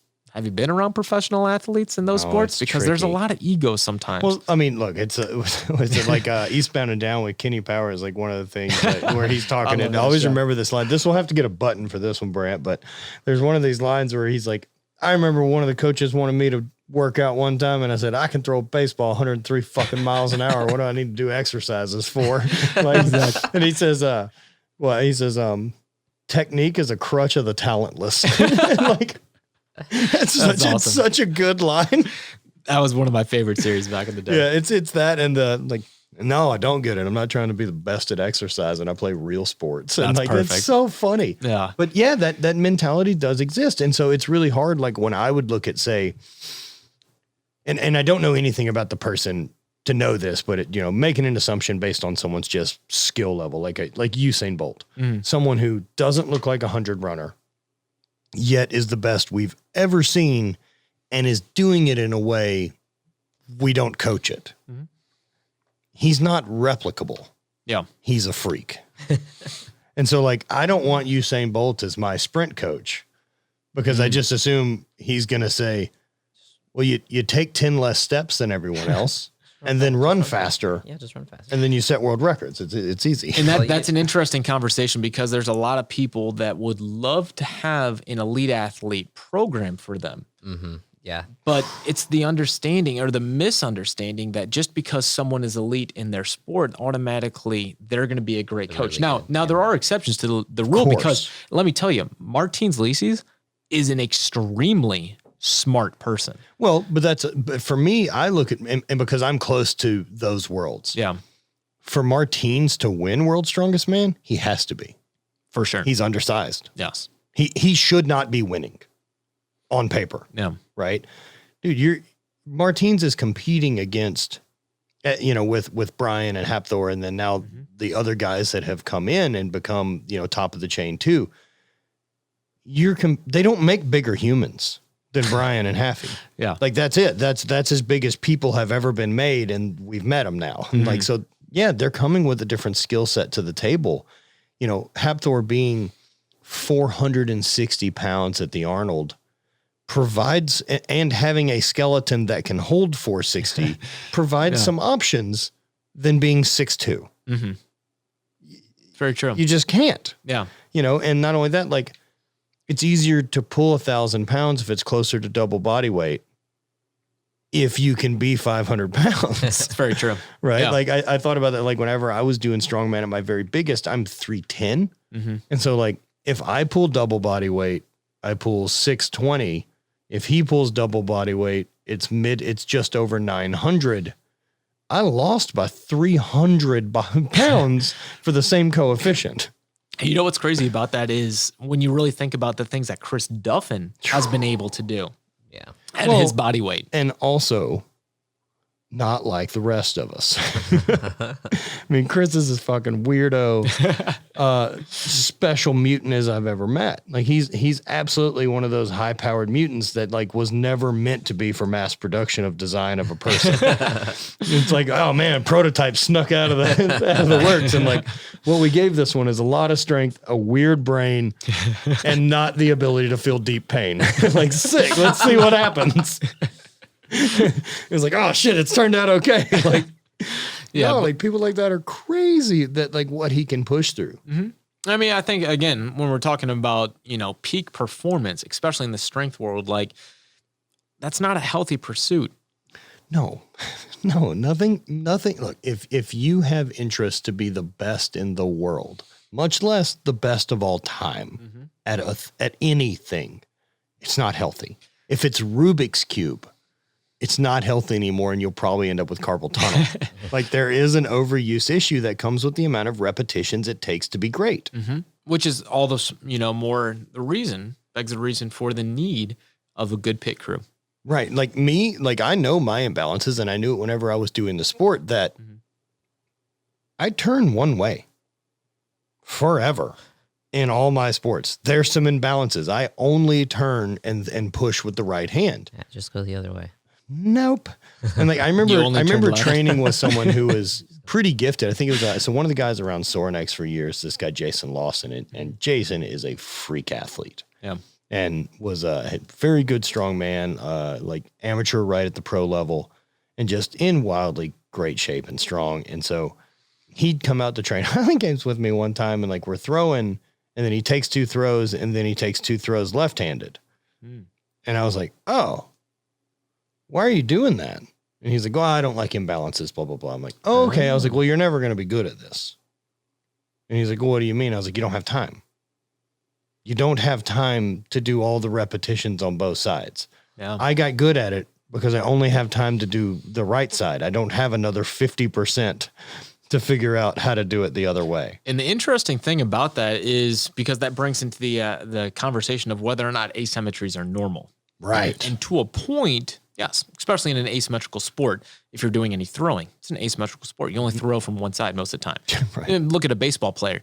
We have this idea that most baseball players, especially good baseball players, you got a crazy amount of external rotation on one side versus your other. You look at a pitcher, you freeze frame any pitcher during the delivery, their hand's pointing that way. It's like a javelin thrower. Javelin thrower could be the worst frame by frame photos of any sport for me. And it's because if you want to excel at that sport, that's a natural adaptation that happens. It's called humeral retroversion. So basically, as you grow and develop during your younger years of throwing, that whip action occurring at your shoulder joint, your humerus, your arm bone is actually twisting because the growth plates aren't fused yet. So your bone is actually forming with a little bit of a twist to make it look like you have a crazy amount of external rotation. Now, when you actually measure that athlete... Brant, look up javelin throw release. Okay. When you actually measure that athlete, the amount of external rotation that they have gained, they have an adaptation where they have limited internal rotation. Exactly. Oh, yeah. So they have this arc. We call that basically the rotational arc of someone's throwing shoulder is going to be much greater going backwards than it is forward. Yeah, now, you don't get both. Exactly. Now, and if you have both, yeah, look at that shoulder. I don't know where my mouse is. Yeah, that picture right there to the right. Yeah. Oh, there we go. Yeah, the one that you have the main photo of, like that.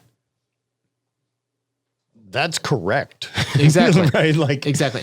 She's doing that right. Look up if you can Randy Johnson pitching. Oh man. There's a freeze frame. Randy Johnson has this crazy photo where he has, his hand is literally, it's got to be behind his ass. So for anyone out there that's ever measured external rotation of the shoulder, if you look into a textbook amount of external rotation is about 90 degrees. So right there, you're moving, that looks like maybe 95. Well, maybe 100. So this. Right? That's 90. That's textbook normal.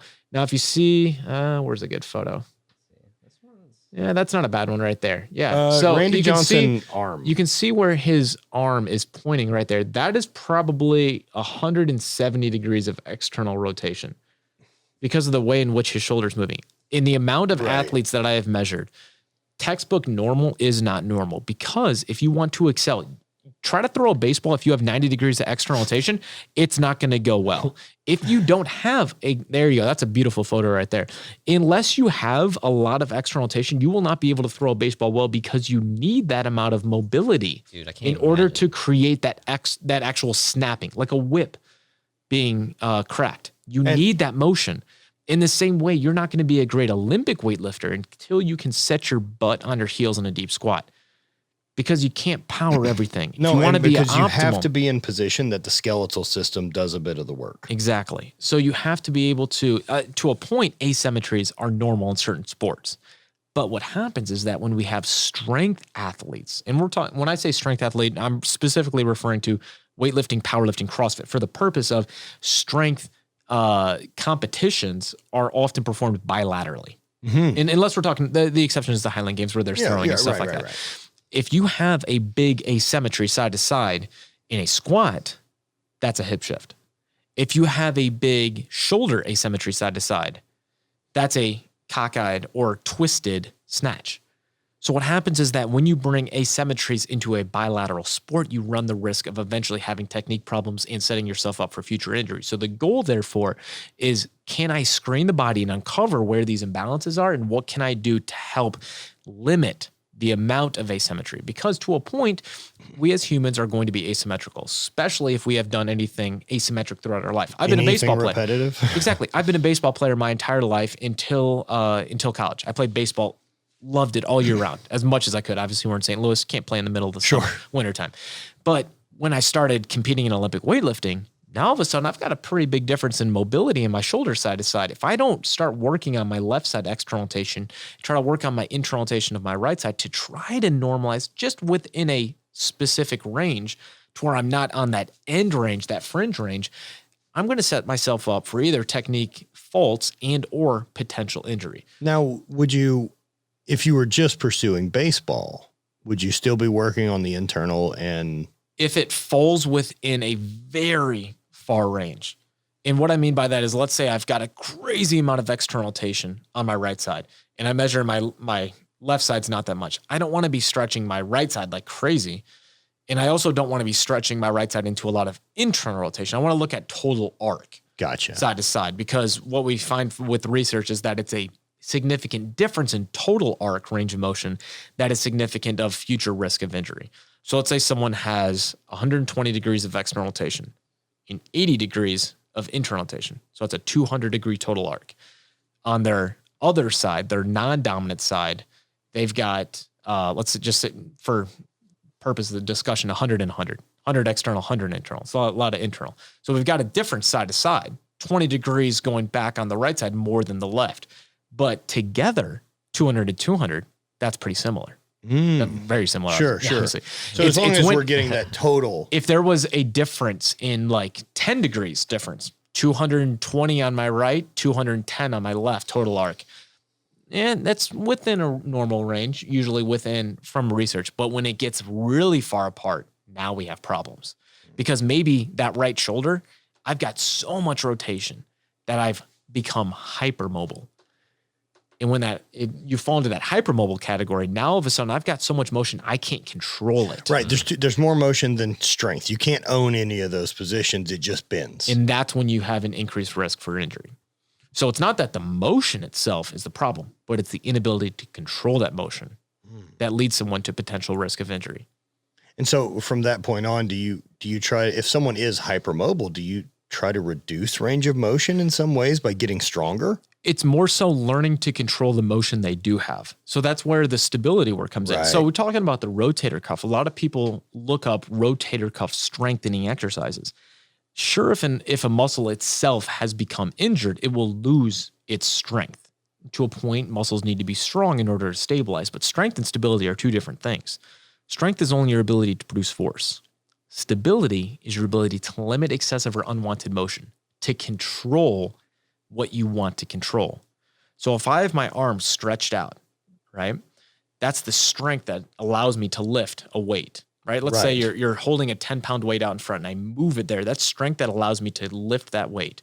But if I want to hold that weight out there for 10 seconds, that's stability that allows me to limit any excessive motion. So the way in which you train someone at that point that has a lot of hypermobility is you teach them specific drills that enhances their coordination and their ability to limit excessive or unwanted motion. So what this may be is different exercises where I have holds in there. So you see sometimes I'll put exercises on social media where they're maybe doing a banded motion and they're holding at the end. Gotcha. Range. It's not just the motion of going out, but it's can they get out there and hold it? Sure, and can sure, they get sure, that sure. mind-muscle connection to be able to limit the excessive Yeah, it motion? makes a in lot this of case sense, right? Because of if I going know in. that, like, let's say I'm getting a ton of external rotation and I have it, and you can pull me to whatever degree that's way outside of the range of normal. Yeah. But if now you're asking me to apply force to you, if I can't get force at that place that I'm in a range of motion, then that's where things are dangerous. If you don't control the motion, you're set up for potential injury, period. So that's where the different exercise choices come in. That's why I love different things like holds within exercises. I love slow tempo movements. Tempo movements, man. Tempo movements are amazing. Here's the thing too. Like, yes, That's you're to been think a of game like changer for me. do a Turkish get up. If you have a shoulder issue, do a Turkish get up, mindful that you can go through the range of motion without pain. Do a Turkish get up and pause for 5 seconds in each transitional phase. By the time you're done with one of those, back of your shoulder's on fire because all those muscles deep within your shoulder, the rotator cuff muscles, right? When you look up in a medical book, anatomy book, what the rotator cuff muscles do, you'll see very specific actions. This muscle does this. The supraspinatus is going to help with this specific action. The infraspinatus is going to help with this specific action. But in reality, all those muscles are working together in coordination to create purposeful movement of maintaining the humerus right in the center of the joint, the golf ball and the golf tee. Mm-hmm. So think about like a symphony orchestra. You've got every single musician playing their part, right? If the trumpeter is off just doing its own thing, you have poor sound. Sure. Every single muscle within your body has to create or do its job in action with everyone else in order to have good sound, good harmonious sound, which is proper coordinated movement. So there is ideal movement when we're talking, especially about lifting, because some people say, well, there's no bad exercise. There's just bad application. It's the way in which you are performing a movement, and the more under agree load. with that. There's Zerker squats. There are toe rocks. And whenever you're trying to move weight, there are very specific ways in which we need to move to enhance coordination and to get those muscles all turned on at the right time. So if we're talking about a Turkish get up, if you go nice and slow and you pause in certain positions, you're calling upon all the muscles deep within the shoulder, not one specific muscle. We're not doing this for the supraspinatus or the infraspinatus. We're doing it for all the muscles, big and small, local stabilizers, big prime movers to work together in order to create harmonious sound, which is good movement. And the more capacity you have to get those things to work together, the bigger weight you can lift, the more potential performance you have long term. Well, because you're using everything. Exactly. Yeah, right. All that makes so much sense to me. For whatever reason, I just started remembering. Go to the YouTube channel, Brent. Yeah. I have a old freak thing for you to see of a Turkish get up. I had a Turkish get up challenge. How much did you do? It's all the way. Like if you just look up oldest videos under the YouTube, it's pretty easy to find under like NYT Turkish get up. Yeah, give me just a sec. I did it with a 185-pound person. Holy shit. Yeah. It's a big.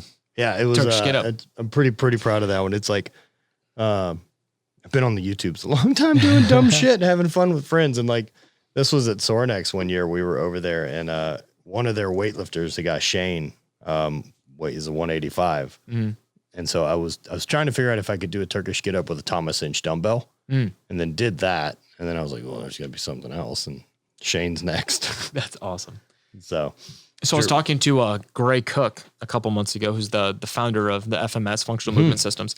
And he was talking about how he believes I can't remember exactly what we were going about, but he said that a 100-pound kettlebell Turkish get up is or should be a barrier to entry within specific training programs.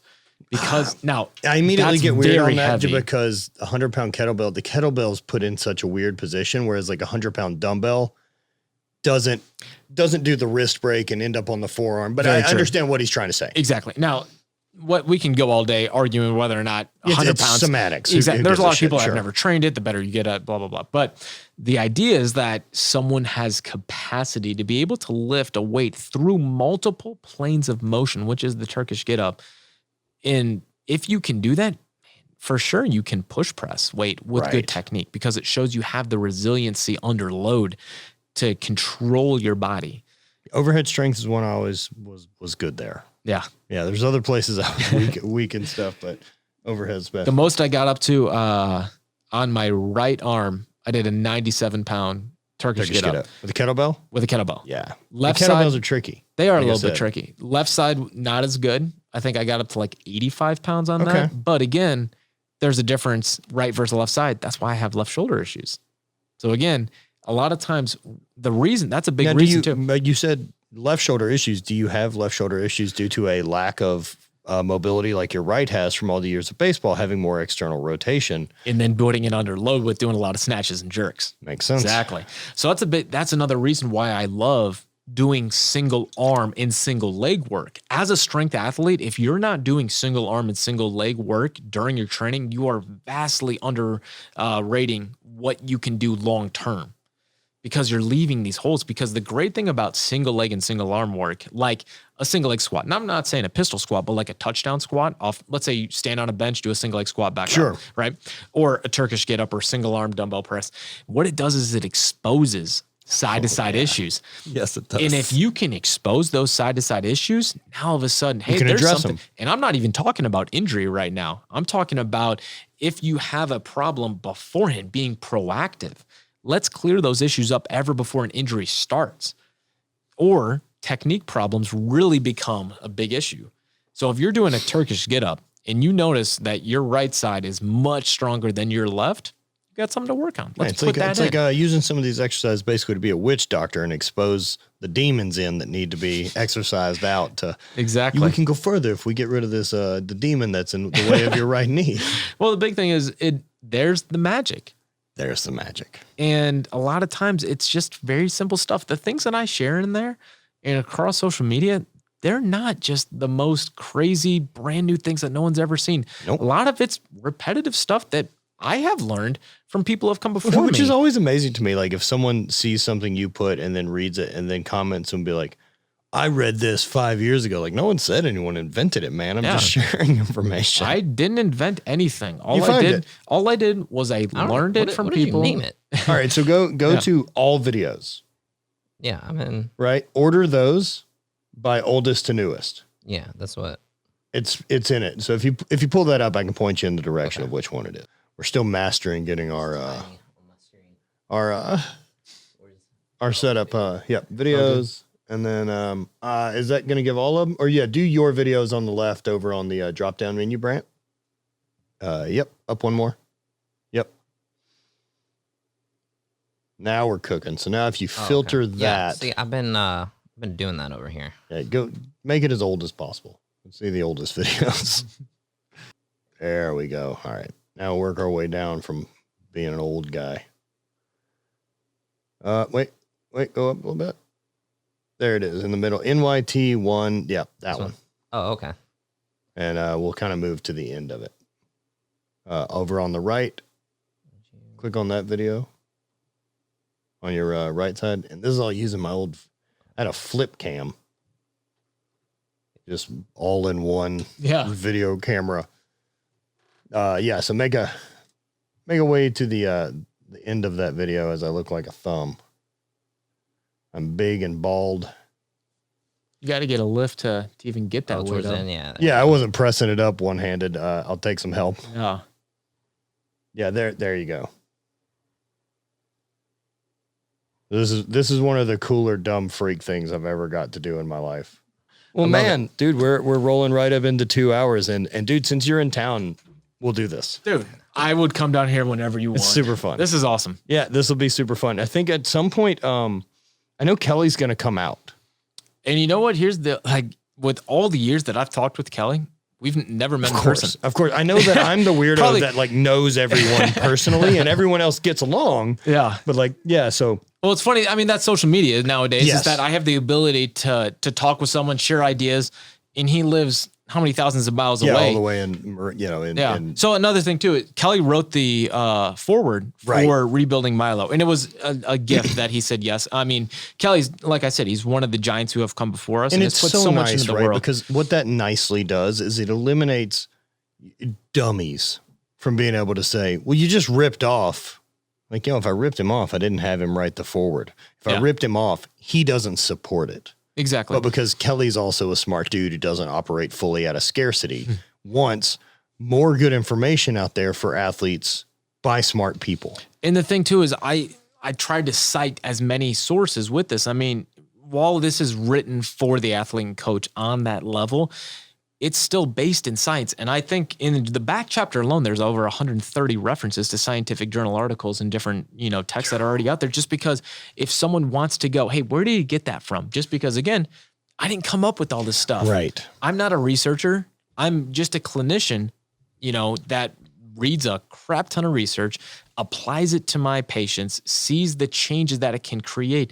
But I want other people to know just the same way in which I have learned. I want you to be able to have the resources at your hand to know, hey, McGill says a lot of stuff about this. Where'd you get that from? Well, here's 50 articles that Dr. McGill has done over the years. I'm not trying to take credit for the big three and the way in which... Nor are you planning that you invented any of this out of the ether, Not at all. right? I just think the way that you go about explaining it and the way you go about visualizing it, and like you explain it in every single way that like someone can possibly get information. So you have a visual, you have it. You have the text, you have all that thing. So you have the way you're doing it is just really smart and it's really well. So it's just working really well, and it's resonating with a lot of people because of how you're going about it. Clearly, I appreciate it. So, and so I just think, it's like, that information's there, but you're putting it in a way that people are able to understand it well without having to go through like medical jargon or whatever and stuff like that. So, I mean, that was always my idea: is how can I make something for where I was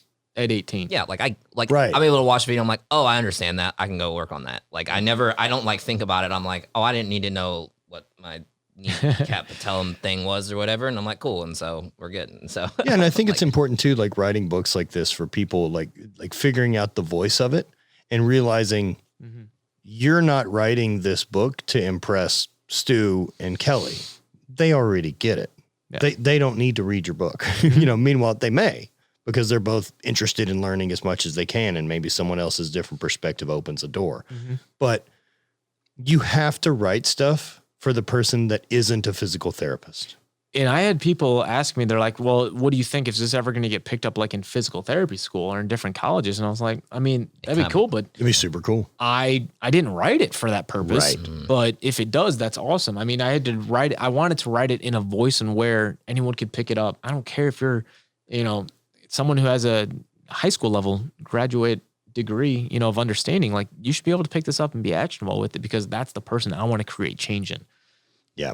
Well, man, where can people get it? Tell me, where is it all available? So it's any single online bookstore that you could find, Amazon.com, Barnes & Noble. It's actually on Target and Walmart.com. Yeah, like, dude. It's freaking crazy. Dude, dude, how exciting. Yeah. And super sick. Unfortunately, there were so many pre-orders that came in. We actually broke Amazon. Amazon right now, if you look, it says temporarily out of stock. On Amazon, like you can't buy the book until like February 4th. Oh my God. Dude, that's awesome. It's so crazy. That's like a great problem to have. It's a great problem. How surreal is, like, I know people get weird about talking about like the success side of stuff, but like, dude, you've poured into this, and it's a lot of years that are this book. It's not simply I started writing a book in 2016. Like it's passion, it's driven, it's all the articles, it's all the time. Anytime someone is successful and starts making money off of a thing like this, I always look at it as like, it's back pay. Yeah. This is back pay for all of it. This is you figured out now how to pay for the education. And that has been something that has been a blessing. And I'm sure my wife wishes came a couple of years earlier. I'm sure, right? And a lot of people, there's things that don't go noticed by most of us, is like, hey, like this is, going through 7 years of college and $80,000 worth of debt, and then putting in the hours where I'm working a 50-hour-a-week job, and then coming home, and then every single spare minute creating content of writing and video editing. Like I'm not working like a 40-hour-a-week job like most people, coming home and playing video games and watching movies. And I'm creating content because I'm trying to help as many people as possible, and to see an eventual payoff for people, where I'm able to create a product that people are like, it's great to see that eventually come to fruition. But it all came with the idea of like, hey, I'm trying to change the world. Yeah.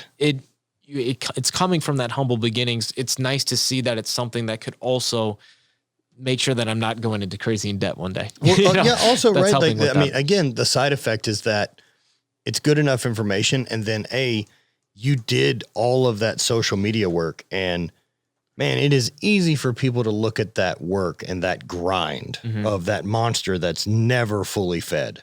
They're like, oh, cool, video's done. We have another video to make. Yeah, that's always the response. You're always on to the next one. Right. And so, man, it's so easy to look at it and be like, well, yeah, you've got a following. I guess you may as well put out a book. Like, you don't get it. Yeah. You don't get that. Like, it's been works for there was a point when no one gave a shit that you decided I need to make this because it matters to me. Exactly. I started writing the Squat Bible in 2014. Just because I wanted to put something out into the world. I was fed up with the things that I had seen, with how people could be such a great athlete, yet you can't even do a bodyweight squat out of your weightlifting shoes without looking like crap. No wonder you're sitting in my office one day complaining of knee pain. Yeah, I'm so happy people like you see it that way and want to share and want to create. Yeah. Man, it's been a pleasure. I'm very fortunate that I've got to work with you through some of my issues, and I love knowing that I have another resource that when the next thing that I run into pops up, because it's gonna. Yeah. I don't plan on putting this thing away well. Yeah. Like, I'm gonna get every ounce out of this poor bastard by the time I turn it back in as I can. I'm gonna have things to fix. Exactly, and I'll be there to help you fix them. Yeah, man, and I'm pumped on it. So, Amazon, your website. Yep. SquatUniversity.com will have links to all the different places. I mean, if you want to go out and support local bookstores, there's, I think it's bookshop.org has links to where people can pick it up at local bookstores. Like hard copies. Hard copies. It's all hard copy. Yeah. Right now. They're actually just, I think, hit yesterday that it's available in Kindle for those who like ebooks. If you do an audio version, it'd be terrible. It's the worst book to do an audio book about. People have asked me, I'm like, it doesn't work. You realize like the book is all like test, retest. You need to see the photos. Like you need to see the exercise. The worst audiobook in history. Yeah. That'd be very tough to do. It's just like image one. As you can see, as you can see in image one, it's like it'd be basically like you have to listen to it while reading the book. Would you like me to read this to you as you turn pages? Is that how you'd like this to go? No, I did put the introduction on podcast, so people could listen to the introduction on my podcast. Good. And your podcast is Squat University podcast. Awesome. I think half of them are just me talking. Yeah, man. Serenading people. Basically all this has been. Yeah. So, man, I appreciate it again, and I'm glad people find your stuff. So Squat University everywhere, and we'll go ahead and take her in for a landing. Thank you guys for listening, and we will catch you next week as we continue to record things here in the new studio.